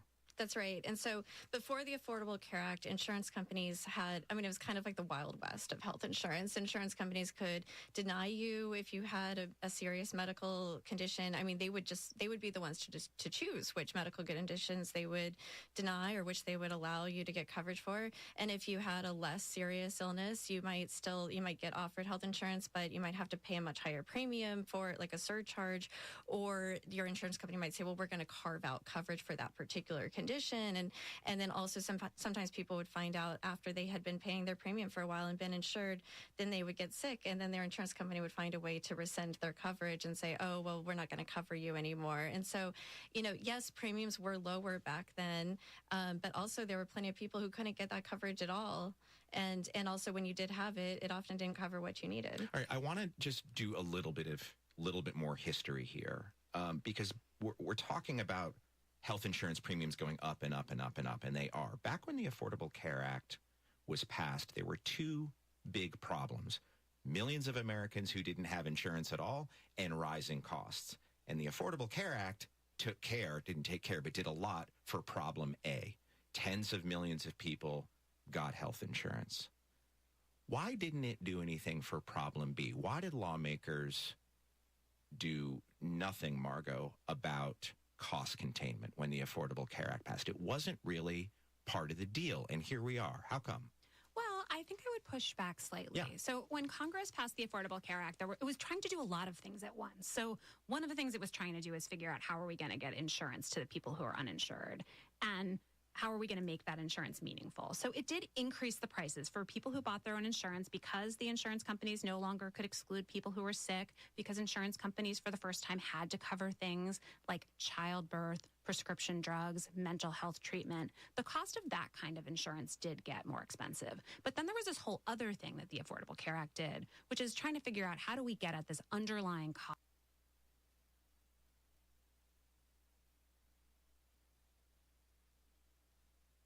did get more expensive. But then there was this whole other thing that the Affordable Care Act did, which is trying to figure out how do we get at this underlying cost of healthcare in America? How do we reduce the money that the government